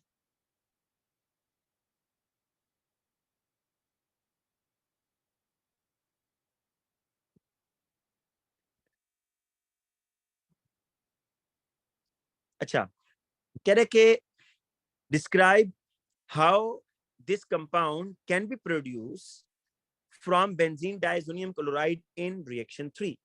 अच्छा आपने यहाँ पर बताना है कि प्रोड्यूस कैसे हुआ, रिएक्शन तो नीचे लिखेगा, आपने बताना है कि यहाँ पर आप वार्म करेंगे इसको, टेम्परेचर जो होगा अबव 10 डिग्री होगा, above 10 degree and water. But इसको अब हाइड्रोलिसिस भी कहते हैं, रिएक्शन विद वाटर है ना, देखिए ये वाटर के साथ रिएक्शन हो रहा है, तो दिस इज हाइड्रोलिसिस, वाटर के साथ रिएक्शन हो रहा है और टेम्परेचर आपने अबव 10 डिग्री दिया, तब ये प्रोड्यूस होगा। Draw the structure of the dye, अब वो डाई पर आ गया जी कि ये डाई कैसे बनेगा, ये डाई वाई। आपको इसका बेसिक मैं जरा बता दूं कि डाइस कैसे बनते हैं। डाइस ऐसे बनते थे बेटा कि ये बेंजीन डाइजोनियम क्लोराइड आपके पास जो होता था ना N2, इसको N2 कर देते हैं बस, इस तरह होता था जी। इसका मोस्टली अब जब भी रिएक्शन कराते हैं फिनोल कंटेनिंग बेंजीन रिंग होता है यहाँ पर। अब देखिए this phenol is electron with donating, electron donating group ना, फिनोल इलेक्ट्रॉन डोनेटिंग है। ये जो फिनोल है ना इसके अंदर आपने सब्स्टिट्यूशन करवानी है इसकी, दिस इज इलेक्ट्रोफाइल, ये इलेक्ट्रोफाइल है, फिनोल इलेक्ट्रॉन डोनेटिंग है। तो बताएं फिनोल इस इलेक्ट्रोफाइल को कहां अलाउ करेगा, ऑर्थो और पैरा पर, यहां पर आ जाएगा। यहां से बेटा H निकाले, ये H निकालेंगे आप और इसकी जगह N2 लगा देंगे, तो ये चीज बनती थी। और टेम्परेचर आपने लेस देन 10 डिग्री रखना है, जैसे ही टेम्परेचर 10 से बढ़ाएंगे ये बेंजीन डाइजोनियम क्लोराइड जो है आपका अनस्टेबल है, डिकम्पोज हो जाएगा। तो ये देखें CH3, ये N डबल बॉन्ड N, और ये बेटा देखें ऐसे बन रहा है, ये देखिए, और H प्लस निकल रहा है। और यही रीजन है कि आप जब भी ये रिएक्शन कराते हैं आप अल्कलाइन सॉल्यूशन लेते हैं। अगेन क्यों अल्कलाइन सॉल्यूशन क्यों लेते हैं, कि बेटा ये जो H प्लस बना है ना आपके पास, ये जो H प्लस यहाँ से रिलीज हुआ है, बेटा H प्लस निकलेगा तो बेंजीन डाइजोनियम क्लोराइड लगेगा ना वहां जाकर। ये जो H प्लस निकलता है इसको न्यूट्रलाइज करने के लिए वी टेक अल्कलाइन सॉल्यूशन। तो याद रखिएगा आज के बाद जब भी बेंजीन डाइजोनियम क्लोराइड को अपने डाई बनाने के लिए यूज करना है, you will take alkaline solution, this is the condition, ठीक है। तो अब यहां पर भी ऐसे काम होने वाला है कि आपने बेटा इनका रिएक्शन करवाना है जी, ये इन दो का CH3 6, मैं इसको जरा नीचे देखता हूँ अगर जगह मुझे मिलती है, इसे है जगह, यहाँ करके दिखाता हूँ आपको। ये है आपके पास बेटा, पहले मैं ये लिख रहा हूँ, ठीक है, CH3 है और ये है N2C है, और दूसरा बेटा ये है, इसके साथ करवाना है ना, फिनोल है।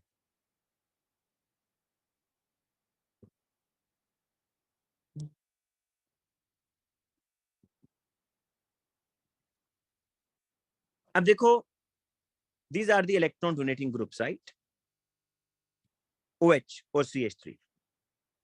पावरफुल इलेक्ट्रॉन डोनेटिंग कौन सा है इसमें, OH या CH3? Definitely OH is the powerful electron donating group, क्योंकि इसके पास लोन पेयर है, तो बेसिकली इसकी पोजीशन होगी। OH ने डिसाइड करना है, CH3 ने नहीं करना, क्योंकि OH is a strong electron donating group. तो बेसिकली H या ये बेटा इधर लगेगा N2 या इधर आकर लगेगा।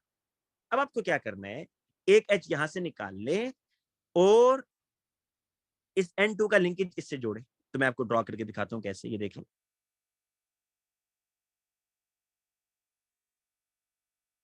ये बेटा ये मैं पहले ये बना रहा हूँ फिनोल वाला, राइट, ये आ जाएगा। अब ऊपर मैं इसको बना रहा हूँ, देखें, N डबल बॉन्ड N,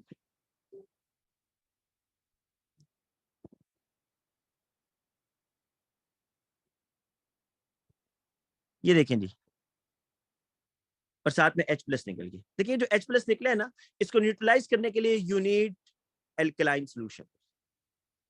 ये आपका डाई बन गया, ये आपके क्या बना है, डाई। अब आपको यहाँ क्या लिखना है, देखें, आपको पहले तो इसका describe the condition and draw the structure. Structure अगर आप ऐसे लिख दें वेल एंड गुड, लेकिन वो आपको मुश्किल में नहीं डाल रहा, वो कह रहा है आप सिर्फ कंडेंस फार्मूला लिख दें। तो ये देखें, मैं इसको रब करके कंडेंस फार्मूला लिखता हूँ।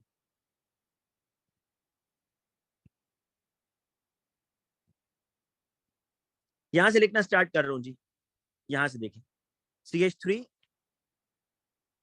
फिर देखें ये कितने कार्बन है, 1 2 3 4 5 6, 6 कार्बन है। C6, हाइड्रोजन कितने हैं भाई, हाइड्रोजन तो यहाँ लगे हैं ना बस, H4, फिर बेटा क्या आ रहा है आगे, N2,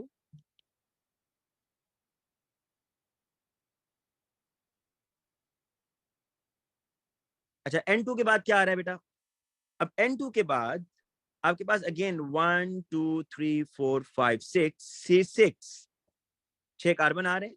अच्छा अब हाइड्रोजन कितने हैं भाई, इस बेंजीन रिंग के साथ, जिसको मैं येलो कलर से मार्क करो, उसके साथ कितने हाइड्रोजन है, 3 ग्रुप्स लगे हुए हैं, तो सिर्फ 3 हाइड्रोजन इसके साथ होंगे, H3। अब बेटा एक CH3 लगा हुआ है इसके साथ और एक OH लगा हुआ है, ठीक है जी, ये इसका मैंने स्ट्रक्चर लिख दिया आपके साथ। एक बच्चा कह रहे जी इसके साथ कौन सा बॉन्ड होता है, भाई ये बेंजीन डाइसोनियम क्लोराइड है ना, इसके साथ नाइट्रोजन नाइट्रोजन ट्रिपल बॉन्ड होता है, जब तक ये डाई नहीं बनाता। लेकिन जब ये डाई बना लेता है, जब ये फिनोल के साथ रिएक्शन कर लेता है, फिर ये एक ट्रिपल बॉन्ड खत्म होकर डबल बॉन्ड में आ जाता है। तो रिएक्शन से पहले ट्रिपल बॉन्ड और रिएक्शन के बाद डबल बॉन्ड, ठीक है। अब कंडीशन क्या है जी इसकी, कंडीशन ये है बेटा यहाँ पर कि टेम्परेचर आपने वही टेम्परेचर जो होगा ना, वो 0 से 10 डिग्री सेल्सियस, क्योंकि बेटा टेम्परेचर अगर 10 से ज्यादा किया तो आपका बेंजीन डाइसोनियम क्लोराइड डिस्ट्रॉय हो जाएगा ये। और आपको मैंने कहा है, और आपको मैंने ये कहा है कि आपने अल्कलाइन सोल्यूशन लाजमी बताना है, एंड अल्कलाइन सोल्यूशन लिख दें या NaOH, क्यों आप NaOH डालेंगे ताकि ये H आयन को न्यूट्रलाइज कर सके। नेक्स्ट क्वेश्चन पर आ जाए बेटा, टाइम थोड़ा शॉर्ट है। अच्छा इसको मैं इस तरह करता हूँ flip. When answering this question, it should be assumed that together all the hydrogen atom in the benzene ring। अच्छा एक उसने आसानी कर दी है, कह रही है कि ये जितने भी बेंजीन रिंग है ना आपके पास यहाँ पर, उन सब बेंजीन रिंग के जो हाइड्रोजन एटम्स हैं उनका एक ही आपको अनस्प्लिट पीक मिलेगी, और वो भी 7.2 पर। तो ये आपको मसला हल हो गया है। ये C6H5, ये H5 के प्रोटॉन्स की पीक है। The structure of 5 isomeric ketone PQRST are given. Identify all chiral carbon atoms. अच्छा इसमें पहले कायरल कार्बन बताना है आपने,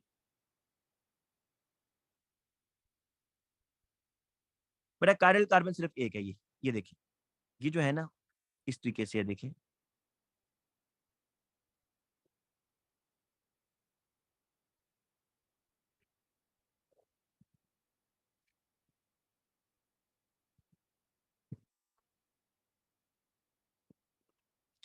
ये देखें, this is the chiral carbon ना, ये वाला।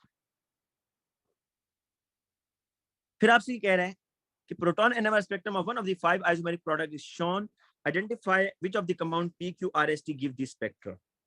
देखें पहली बात कि कितने पीक्स आपको नजर आ रही है, अगर आप बेंजीन रिंग को भी शामिल कर लें, बट आप चेक कर लेना, आप चेक कर लें एनसीआर, बाकी नहीं है, 2 3 4, बट ये 4 हमारे पास पीक्स आ रही है। इसका मतलब ये हुआ कि PQRST में 4 डिफरेंट इन्वायरमेंट वाला कंपाउंड आपने ढूंढना है बेटा। जो आपके एएस वाले टॉपिक है उसको मैं ज्यादा एक्सप्लेन नहीं कर सकता क्योंकि मैंने A2 वाली चीजें एक्सप्लेन करनी है। नहीं देखें अभी A2 का इतना पार्ट रहता है। तो ये तो कायरल कार्बन आपने एएस में पढ़ा हुआ है, आपको पता है कि जिसके साथ 4 डिफरेंट ग्रुप्स होंगे वो कायरल होगा। तो आप PQRST में देख सकते हैं, सिर्फ टी के अंदर आपको कायरल कार्बन नजर आ रहा है, उसके साथ 4 डिफरेंट ग्रुप्स हैं। बाकी वो देखने में नजर आ रहा है भाई, देखने में नजर आ रहा है 2 हाइड्रोजन लगे हुए, 3 हाइड्रोजन, 2 हाइड्रोजन, तो ये तो कायरल हो ही नहीं सकते। कायरल वो होते हैं जिनके साथ 4 डिफरेंट ग्रुप लगे हों।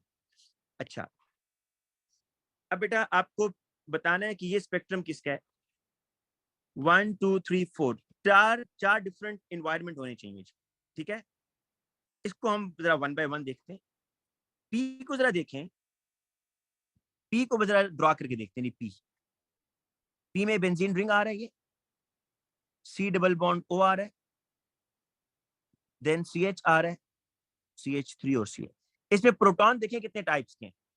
बड़ा इन दो प्रोटॉन्स की एक पीक आएगी, राइट, एक इसकी आएगी, एक इसकी आएगी, और तीसरी पीक बेटा आएगी इसकी। बताइए जी इसकी कितनी आ रही है पी की। 3 पीक्स आनी चाहिए टोटल, यहाँ कितनी आ रही है 1 2 3 4, तो ये तो गलत हो गया। जरा एस को चेक करते हैं जी, एस पे कितनी आ रही है।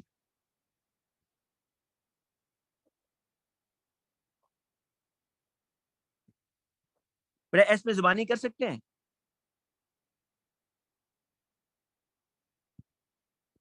चले एस के भी देखते हैं, ये लें।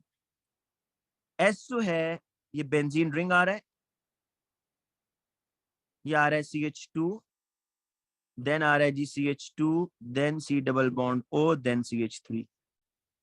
यहां जरा देखें एक पीक CH3 की आएगी, एक पीक बेटा इस CH2 की आएगी। अच्छा, एक पीक बेटा इस CH2 की आएगी, और एक पीक बेटा आपके पास आएगी इनकी। इसमें पीक्स कितनी आ रही हैं 1 2 3 4, हमारे पास कितनी आ रही है 1 2 3 4। लेकिन अभी चेक कर लेते हैं कि यहाँ पर आपके पास देखें एक ट्रिपलेट और क्वार्टेट इकट्ठा आ रहा है, ये जरा चेक करें। आपको क्या निशानी बताई गई है कि ट्रिपलेट और क्वार्टेट जब भी इकट्ठा आए तो इसका मतलब है ethyl group is present, ethyl group is present. क्या यहाँ पर इथाइल ग्रुप है या नहीं है इस स्ट्रक्चर में जो मैंने अभी एस का बनाया है। CH3 CH2 तो नहीं आ रहा ना, क्योंकि देखें CH3 CH2 जो है ना इसकी पीक्स किस तरह की आती है। इन 3 प्रोटॉन्स की एक पीक आएगी, और आगे जो नेबर में 2 आ रहे हैं फिर वो स्प्लिट आएगी, तो इन 3 प्रोटॉन्स की ट्रिपलेट आती है। और इन 2 प्रोटॉन्स की बेटा एक पीक आएगी, और जो लेफ्ट साइड पर 3 है तो इसकी वजह से वो स्प्लिट होगा और उसका क्वार्टेट आएगा, क्वार्टेट। तो आपके ख्याल में ट्रिपलेट और क्वार्टेट क्या तभी नहीं आना चाहिए जब इथाइल ग्रुप होना चाहिए। तो यहाँ तो एस में कोई इथाइल ग्रुप नहीं है, इसलिए ये भी हम इग्नोर कर रहे हैं, ये भी नहीं होगा। नेक्स्ट ऑप्शन पे चलते हैं। पर अब बाद में जब पूछ रहे हैं बेंजीन की पीक, तो बेंजीन के बारे में एग्जामिनर आपको हमेशा बताएगा। बेंजीन की पीक हमारे सिलेबस में नहीं है, बेंजीन की पीक हमेशा वो आपको बताएगा। सम टाइम वो उसको स्प्लिट करेगा, सम टाइम नहीं करेगा, क्योंकि उसमें बेटा काफी डिफरेंट केसेस होती है, कब स्प्लिट होती है कब कब नहीं होती, तो ये आपके सिलेबस का हिस्सा नहीं है, इसलिए वो आपको हमेशा बताएगा बेंजीन की पीक के बारे में। जरा क्यू में आ जाए बेटा, क्यू में कितनी पिक्स आ रही हैं। आप क्यू देखें, क्यू में आपको, क्यू में चेक करें जी, क्यू में आपको ये लग रहा है नहीं एक पिक आ रही है इसकी।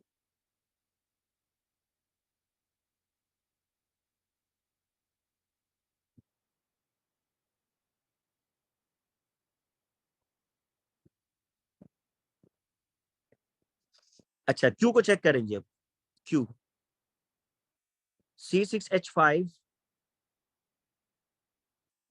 और क्या जी इसमें CO है, फिर CH2 CH2 CH3 है।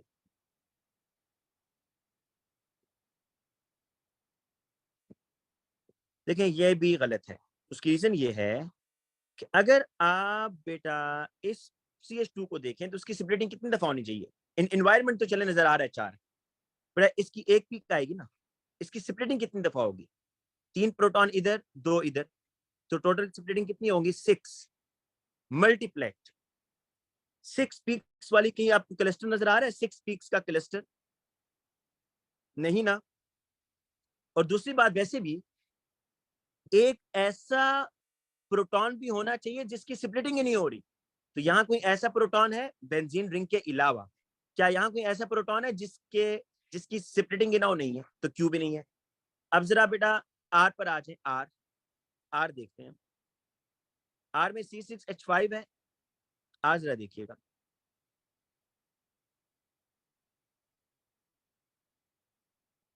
पहले CH2 है, then C double bond O है, देन CH2 है, देन CH3। कितने टाइप्स की एनवायरनमेंट है चेक करेंगे। एक पीक इसकी आएगी, एक पीक इसकी आएगी, एक पीक इसकी आएगी, और एक पीक इनकी आएगी। 4 डिफरेंट टाइप्स। इसका तो आएगा ट्रिपलेट, जरा देखिएगा। इसका आएगा ट्रिपलेट, इसका बेटा आएगा क्वार्टेट, इसका आएगा सिंगलेट। क्यों भाई? देखें, इस कार्बन के साथ जो प्रोटॉन्स नजर आ रहे हैं उसके नेबरिंग में देखें, राइट और लेफ्ट। आगे कार्बोनाइल, पीछे कार्बन, हाइड्रोजन तो कहीं नहीं लगा हुआ। ये जो कार्बन आ रहा है ना आपके पास, ये वाला CH2, इसके राइट और लेफ्ट पर कोई ऐसा कार्बन नहीं है जिसके साथ हाइड्रोजन, तो इसकी सिंगलेट और एक सिंगलेट इसकी आ रही है। तो ये वो स्ट्रक्चर आ रहा है बेटा जिसके 2 सिंगलेट आनी चाहिए, एक ट्रिपलेट और एक क्वार्टेट। तो आप देखें जरा, मैच कर रहे हैं? 2 सिंगलेट, एक ट्रिपलेट और एक क्वार्टेट, यस बिल्कुल कर रहा है मैच। तो इसका मतलब है कि this is the structure of R. ये आर का स्पेक्ट्रम है, ये आर का स्पेक्ट्रम है आर। अब आपने बताना है इसमें कि ये जो इसका बेटा आ रहा है ना, C6H5 CH2 CO CH2 and CH3, ये molecule. Identify which of the compound, ये तो हो गया। Draw the displayed formula of the compound you have identified. Identify the proton responsible for the peak 3.7 2.5 1. ये आपको जुबानी नहीं करना भाई, ये डाटा बुकलेट से देखना है आप। देखिए, एक तो उसने बताया हुआ है, क्वेश्चन में बताया हुआ है कि ये जो 7.1 पर आ रहा है ना, 7.2 पर, ये बेंजीन रिंग के प्रोटॉन है। ये तो बेटा ये जो प्रोटॉन है ये तो आ रहे हैं 7.2 ppm पर। यूनिट लाजमी लिखिएगा आगे। अब बेटा ये जो आपके पास आ रहे हैं ना, ये इसका ट्रिपलेट, इसका जो ट्रिपलेट आ रहा है, क्योंकि ट्रिपलेट एक ही आ रहा है इसलिए मुझे देखने की जरूरत नहीं है डाटा बुकलेट से बेटा। एक ही तो ट्रिपलेट आ रहा है 1, ये 1.0 ppm पर आ रहा है। क्वार्टेट इसी का आएगा ना बेटा, आप डाटा बुकलेट से मैच कर लीजिएगा, बेहतर ही आप मैच कर लीजिएगा, लेकिन यहाँ इसकी जरूरत नहीं है क्योंकि बेटा एक ही तो आ रहा है क्वार्टेट। 2.5 पर आ रहा है, ठीक है, देखें 2.5, तो ये 2.5 पार्ट्स पर भी है। और ये बेटा आपके पास आ रहा है किधर, ये आप डाटा बुकलेट से लाजमी देखिएगा, मैं बल्कि आपको दिखाता हूँ। ये 3.5 से आगे है भाई, इसका सिंगलेट आएगा बेटा, इसका क्वार्टेट आ रहा है आपके पास, ये बेटा सिंगलेट आ रहा है इसका। और किधर आ रहा है? 3.5 ये है, 4 ये है, तो इसके दरमियान में आ रहा है 3.7। मैं आपको दिखा देता हूँ डाटा बुकलेट से।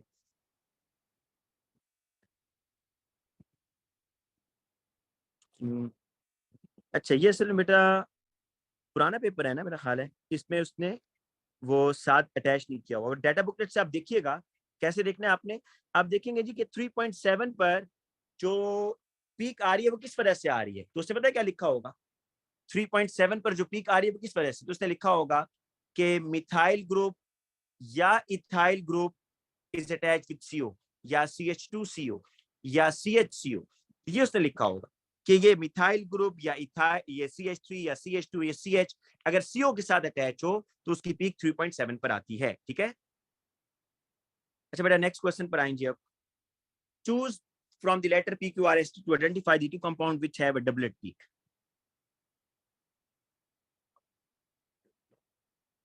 अच्छा,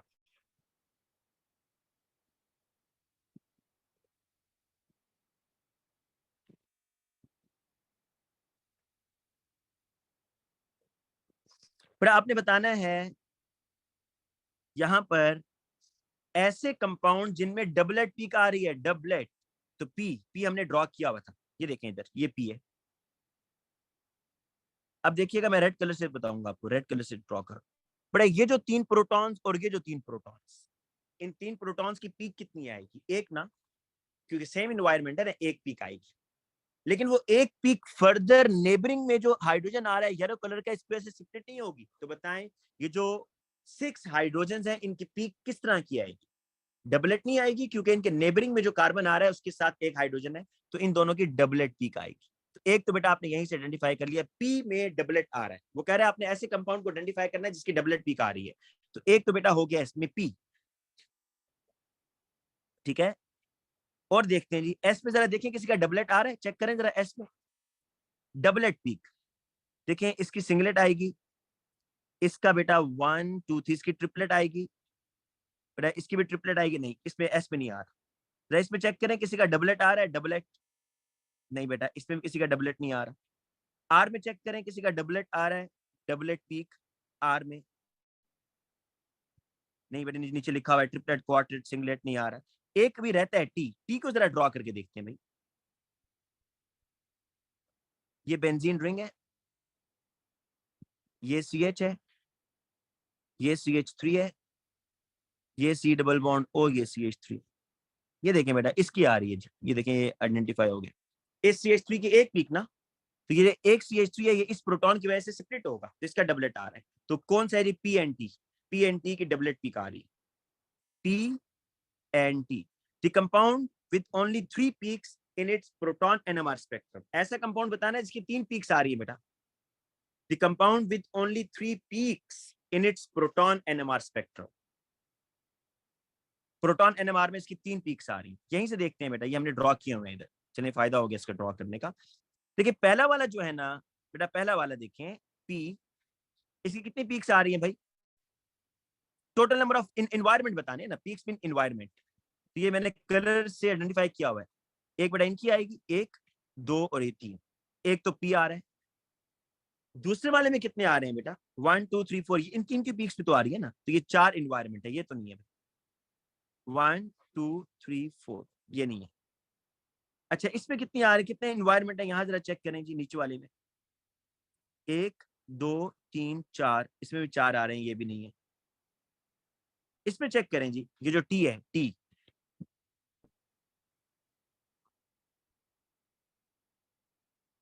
बेटा इसमें देखिएगा, ये 1 ये 2 ये 3 ये 4, इसके भी नहीं आ रहा। तो सिर्फ और सिर्फ पी जो है, पी इसमें 3 पीक्स आ रही है बेटा। पी में कितनी पीक्स आ रही है? 3 पीक्स, आप चेक कर सकते हैं। ब्लू वाले हाइड्रोजन, येलो वाला, और जो मैंने एक और कलर किया हुआ वो, तो only P. Suggest a suitable solvent that should be used for obtaining the spectrum। पर ऐसा आपने लेना है जिसमें प्रोटॉन ना हो ना, तो CdCl3 या CCl4, ठीक है, ये लेंगे।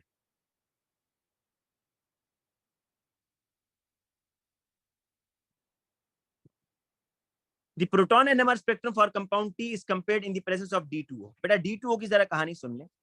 D2O जो सॉल्वेंट होता है, ये आप जब यूज करते हैं तो अल्कोहल के H की पीक डिसअपेयर हो जाती है, एमाइंस NH2 के प्रोटॉन की पीक डिसअपेयर हो जाती है, कार्बोक्सिलिक एसिड COOH इनके प्रोटॉन की पीक डिसअपेयर हो जाती है। फिर सुन ले, D2O जब आप डालते हैं तो D2O 3 फंक्शनल ग्रुप्स की पीक को डिसअपेयर करता है, अल्कोहल के H की, कार्बोक्सिलिक के H की और अमाइनो के H की। क्या यहाँ पर अल्कोहल PQRST में कोई अल्कोहल, कोई कार्बोक्सिलिक, कोई अमाइनो है? नहीं है, कोई भी ये फंक्शनल ग्रुप आपको नजर नहीं आ रहा। तो वो अब ये क्वेश्चन पूछ रहा है कि बताएं the proton NMR spectrum of compound T is compared in the presence of D2O and the absence of D2O। नहीं बेटा, एल्डिहाइड की पीक तो डिसअपेयर नहीं होती, वो मैंने 4 अलग चीजें लिखवाई हैं जिनकी सिंगलेट पीक आती है। उसमें एल्डिहाइड है, उसमें कार्बोक्सिलिक है, उसमें अल्कोहल है, और उसमें एमाइंस हैं, वो तो अलग है जिसमें इनकी एक पीक आएगी, वो दूसरा केस है। डिस्क्राइब एनी डिफरेंस, तो बेटा नो डिफरेंस, ठीक है, नो डिफरेंस, नो डिफरेंस, क्योंकि बेटा नो प्रोटॉन जो है exchange with D, no proton is exchanging with D.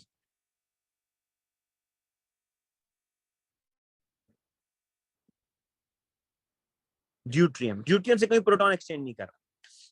अब बेटा आपने बताना है जी नेक्स्ट कि इसमें कार्बन 13 NMR है, इसमें डिफरेंट इन्वायरमेंट के कार्बन ढूंढने आपने कि कितने इन्वायरमेंट के इसके पास कार्बन है। देखें, इसके लिए बेस्ट तरीका ये होता है, ये CH3 एक कार्बन, ये दूसरा कार्बन बेटा, ये तीसरा, ये चौथा, ये पांचवा, ये छठा। तो इसकी पीक्स कितनी आएंगी? 6। ये डिफरेंट इन्वायरमेंट के कार्बन, आप चेक कर सकते हैं, इनका इन्वायरमेंट डिफरेंट है। सेकंड में देखें, सेकंड को आपने एक खास एंगल से देखिए, इनकी एक पीक आएगी, इन दो कार्बन की दो पीक्स, इन दो कार्बन की एक। इसमें देखें, ये 4 डिफरेंट इन्वायरमेंट हैं, तो इसकी 4 पीक्स आएंगी बेटा। आप देख लेना कि ये जो आपके पास दो CH3 हैं, क्या इनका इन्वायरमेंट सेम नहीं है? क्या एग्जैक्टली सेम है ना? इसलिए तो मैंने बेटा इसको ऐसे मार्क कर दिया, ऐसे करके, कि इनका सेम इन्वायरमेंट है। इसी तरीके से बेटा देखिए, जो नीचे आ रहा था, ये ये C और ये C डबल बॉन्डेड है, क्या इन दोनों कार्बन का इन्वायरमेंट बिल्कुल सेम नहीं है? बिल्कुल सेम है। और उसके बाद नीचे आ जाए आप, ये CH, ये CH, इनका बिल्कुल सेम है, इसलिए 4 पीक्स। अब नेक्स्ट वाला आप देखें दोबारा, बेटा एक पीक इसकी आएगी, देखिए 1 2 3 4 और ये 5, इनकी एक आएगी, तो 5 पीक्स आएंगी इसकी। ठीक है, अच्छा लास्ट पॉइंट, बेटा ये कार्बन और ये कार्बन एग्जैक्टली सेम है, एक पीक। ये कार्बन और ये कार्बन एग्जैक्टली सेम है, ग्रीन वाले 2 पीक। और ये कार्बन सारे सेम है, ये जो रेड कलर से मैं कर रहा हूं, तो इनकी सिर्फ 3 पीक्स आएंगी। ठीक है,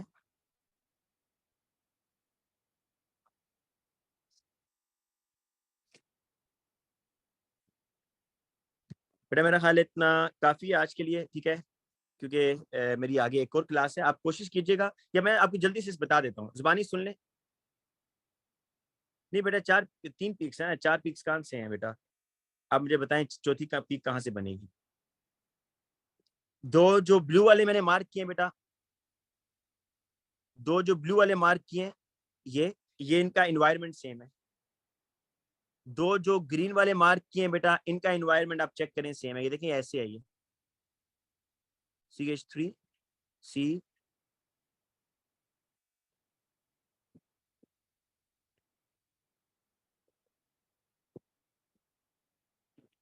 अब जरा देखें ना, क्या ये चारों कार्बन आपको सेम नहीं नजर आ रहे? ये वाले और ये वाले, बताएं। ऊपर नीचे राइट लेफ्ट देखें, एक जैसे एटम्स लगे हुए हैं। ठीक है, तो ये जो रेड डॉट्स मैंने लगाए हैं, इनका इन्वायरमेंट सेम है। इसी तरीके से ये जो बेटा मिथाइल लगे हुए ना ऊपर और नीचे, इन दोनों का इन्वायरमेंट सेम, 2। और जो लास्ट वन है, ये जो मैं अभी मार्क कर रहा हूँ, ये और ये, इनका इन्वायरमेंट बिल्कुल सेम है। आप इन्वायरमेंट से मुराद ये लिया करें कि ऊपर नीचे एटम्स कौन से लगे, सिर्फ नेक्स्ट डोर पर नहीं, नेक्स्ट डोर से आगे, नेक्स्ट डोर पर आगे तक देखते जाए, आपको बिल्कुल सेम मिलेगा, सेम लगेगा। अच्छा देखें next, tyrosine and lysine are naturally occurring amino acid found in proteins. Isoelectric point of lysine, बेटा ये मैं थोड़ा जल्दी कराऊंगा, आपको जबानी बताऊंगा, खुद कीजिएगा। आइसोइलेक्ट्रिक पॉइंट होता है जिसमें आपका अमाइनो एसिड जिविटर आयन के तौर पर बिहेव करे, मतलब यहां से बेटा आप एच निकाल दे। अच्छा किसकी बात कर रहा है? लाइसिन की, सॉरी लाइसिन ये बेटा, मैं इसका ज्विटर आयन यही बना रहा हूँ। ज्विटर आयन कैसे बनेगा देखें, ज्विटर आयन का सॉरी आइसोइलेक्ट्रिक पॉइंट का मतलब होता है जब आपका अमाइनो एसिड ज्विटर आयन के तौर पर बिहेव करे, ये नेगेटिव हो जाएगा और ये पॉजिटिव हो जाएगा, ये आपका dipolar ion. Dipolar ion is zwitter ion, right. अब आपको क्या करना है, draw the structure of lysine at the stated pH in the boxes below. Lysine at pH 7, देखें ये है 9.47 पर, ये हाल है इसका 9.47 पर। अब वो pH 7 पर लेके जा रहा है, मतलब बेसिक से एसिडिक 9.47 से 7 पर ला रहा है, pH कम कर रहा है ना, तो मतलब क्या बढ़ाएगा? एच आइन बढ़ाएगा। क्या बढ़ाएगा? एच आइन। बड़ा ये एच आइन जब आप डालेंगे तो एच आइन कहां जाके गेन होंगे? यहाँ। तो अब आपको क्या करना है, स्ट्रक्चर लिख लेना इसका बस, NH2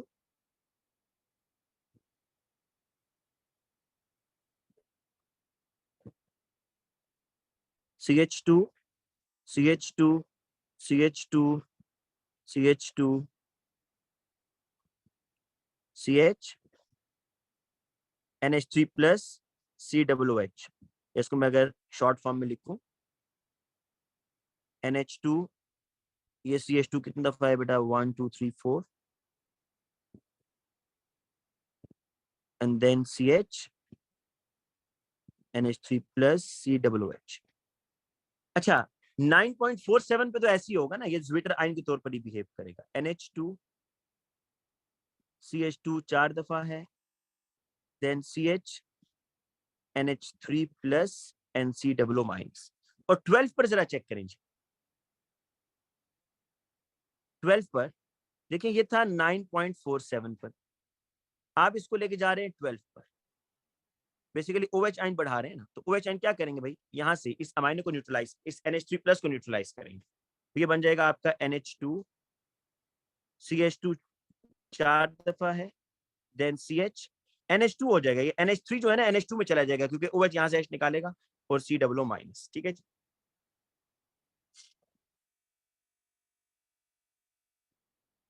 बेटा आपकी मर्जी है, आप जहां मर्जी से निकाल लें। आपने ये इस NH2 को करना है, इस NH2 को मार्क्स के में इस NH2 को किया हुआ है, आप यहां से कर लें। लेकिन दोनों को क्यों नहीं कर रहा, उसकी आप रीजन पूछ सकते हैं, क्योंकि उसने बहुत ज्यादा एसिडिक नहीं किया। जब वो कहेगा ना आपने बहुत ज्यादा एसिडिक कर दिया, 7 तक लेके गया ना, अगर वो सपोज लेके जाता है 2 तक या 3 तक, तो मैं सारे प्रोटोनेशन दोनों इमाइंस पर कर देता, दोनों इमाइंस पर प्रोटोनेशन करता।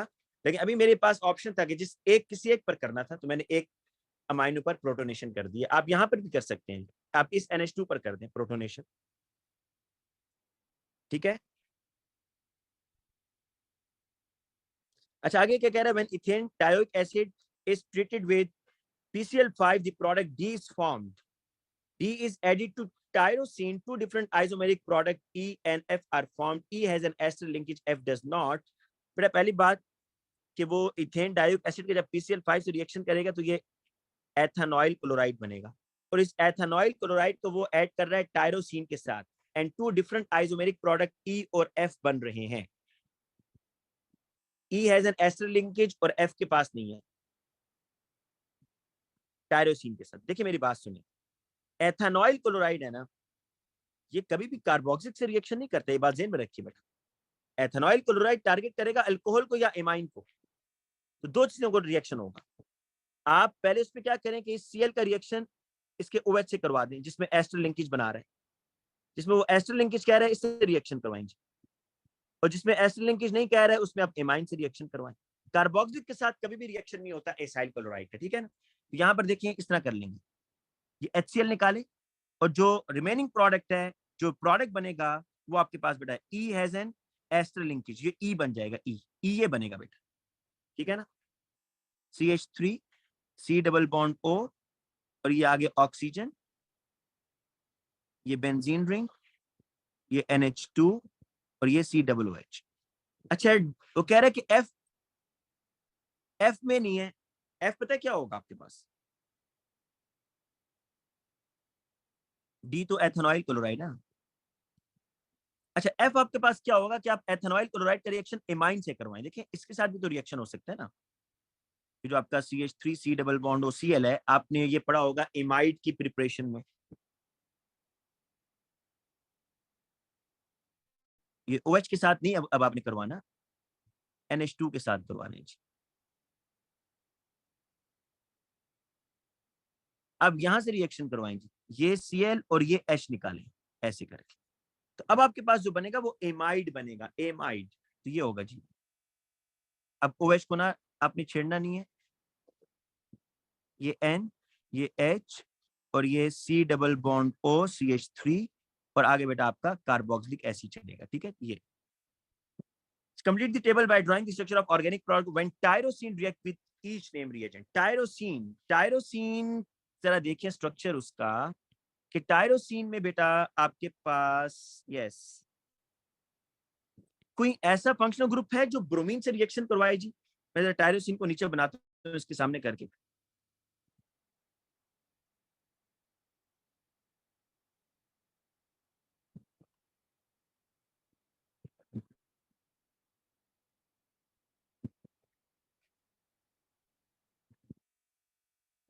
ये जी टायरोसिन।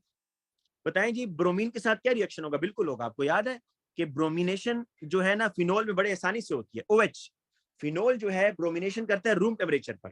और आपने क्या करना है बेटा, टायरोसिन में एक ब्रोमीन इधर लगा देना है, एक इधर लगा देना है, ठीक है, क्योंकि जो 4 है वो तो पहले से ऑक्यूपाइड है। तो आपने दोनों, क्योंकि एक्सेस ऑफ ब्रोमीन है, दोनों जगह पर लगाना मस्ट है। NaOH के साथ बेटा, NaOH के साथ पता क्या करेंगे, ये जो Na है ना, ये इस H को रिप्लेस कर देगा आपका। एक तो ये होगा, ठीक है। दूसरा क्या होगा, दूसरा बेटा आपने ये करना है कि फिनोल कैन ऑल्सो रिएक्ट। ये दोनों मैं आपको ये जरा लिख के देता हूं कैसे होगा। ये O नेगेटिव हो जाएगा और Na प्लस हो जाएगा, डीप्रोटोनेशन, क्योंकि phenols can react with sodium hydroxide. Alcohol नहीं कर सकते, याद रखिएगा, अल्कोहल रिएक्शन नहीं कर सकते with sodium hydroxide, but phenols कर सकते हैं। और जो कार्बोक्सिलिक है बेटा वो भी तो ऐसे हो जाएगा, ठीक है। आपको बस प्रोटॉन वहां से हटा देंगे। नाइट्रिक एसिड बेटा,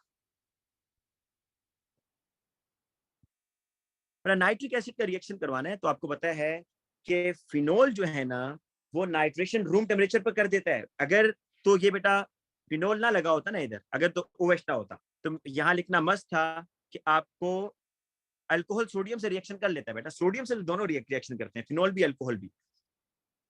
ये बात फिर सुन ले, सोडियम मेटल अल्कोहल से भी रिएक्शन करता है, फिनोल से भी करता है, राइट। सोडियम हाइड्रोक्साइड सिर्फ फिनोल से करेगा, अल्कोहल से नहीं करेगा।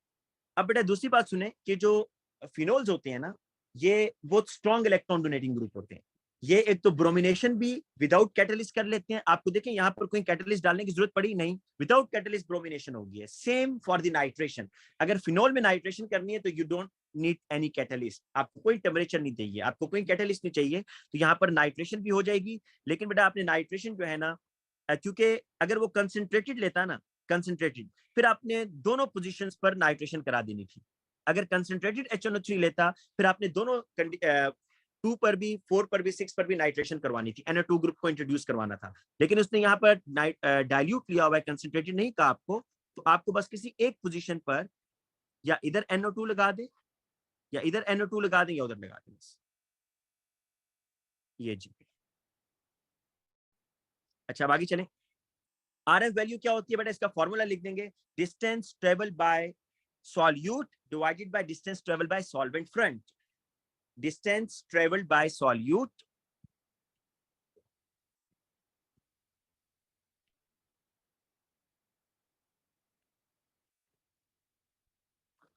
Divided by distance travel by solvent. अच्छा बेटा कल के लिए आपने जो पेपर सॉल्व करना है वो मई जून 2021 4-2 वेरिएंट, ठीक है, कल सुबह 10 बजे इंशाल्लाह क्लास होगी। अच्छा अब आगे लास्ट पार्ट पर आ जाए। बेटा ये बताएं, जो थिन लेयर क्रोमेटोग्राफी होती है उसमें ये आपका सैंपल होता है, तो ये आपका सॉल्वेंट फ्रंट है, आपने जब इसको रन करवाया, ए इधर आ गया, बी इधर आ गया। सपोज करते हैं जी ये टायरोसिन है, सपोज कर लेते हैं टायरोसिन ये है, लाइसिन ये है। ज्यादा डिस्टेंस किसने ट्रेवल किया है? टायरोसिन ने। आप अगर इसका RF वैल्यू निकालेंगे, कैसे निकालेंगे? आप देखेंगे जी distance travel by solute, suppose करते हैं जी ये है 0.6 सेंटीमीटर सपोज, और distance travel by solvent front कितना आ रहा है? 0.9 आ रहा है, ठीक है। ये टायरोसिन के लिए, मतलब टायरोसिन ज्यादा ऊपर गया है ना, ज्यादा सॉल्वेंट में डिसॉल्व हुआ है। अगर लाइसिन के लिए बेटा करें हम सपोज, तो लाइसिन में RF कैसे निकालेंगे? डिस्टेंस ट्रेवल बाय लाइसिन कितना किया जी? 0.3 डिवाइड बाय 0.9। आपके सामने बिगर आंसर किधर आएगा? पहले वाले में टायरोसिन का बिगर आंसर आएगा या लाइसिन का? बेटा टायरोसिन का आंसर बिगर आएगा। अगर वैसे तो बहुत सिंपल सी बात है जो मैं आपसे पूछ रहा हूं, आप ये कह सकते हैं ना भाई कि लाइसिन में बिगर फ्रैक्शन से डिवाइड हो रहा है, क्योंकि नीचे वाला तो सेम है, लेकिन आप ऊपर वाले की बेस में बता सकते हैं। टायरोसिन में आपके पास आंसर बिग आ रहा है ना, जब बिगर आंसर आए ना RF का जब आंसर बिगर आए, तो समझ जाएं कि वो आपका जो सैंपल है वो सॉल्वेंट के साथ ज्यादा ऊपर तक गया है। जो आपका सैंपल है वो सॉल्वेंट के साथ ऊपर ज्यादा गया है, या इसके ऑपोजिट समझ लें। अगर आपका आंसर बिगर आ रहा है ना आरएफ का, तो समझ जाएं जो आपका सैंपल है ना टायरोसिन, उसने जो टीएलसी में आपका स्टेशनरी फेस था ना सिलिका, उसके साथ बॉन्ड नहीं बनाया, बल्कि सॉल्वेंट के साथ बॉन्ड बनाया। ठीक है, तो अब जरा आप ये क्वेश्चन पढ़ें तो आपको समझ आ जानी चाहिए। वो कह रहे हैं कि suggest an explanation for the difference in the RF value. कह रहे जी कि under the certain condition the RF value of lysine is 0.14, RF value of tyrosine is 0.45। तो आपके पास जो बिगर आंसर आ रहा है, it means tyrosine is more soluble, tyrosine is more soluble in solvent used। ठीक है, या इसके ऑपोजिट रिवर्स आर्गुमेंट कह सकते हैं कि जो लाइसिन है ना, लाइसिन क्योंकि सॉल्वेंट में ज्यादा डिसॉल्व नहीं हुआ, इसका मतलब है कि वो टीएलसी के साथ ज्यादा अटैच रहा है। ठीक है बेटा, आज के लिए इतना काफी है भाई, अल्लाह हाफिज।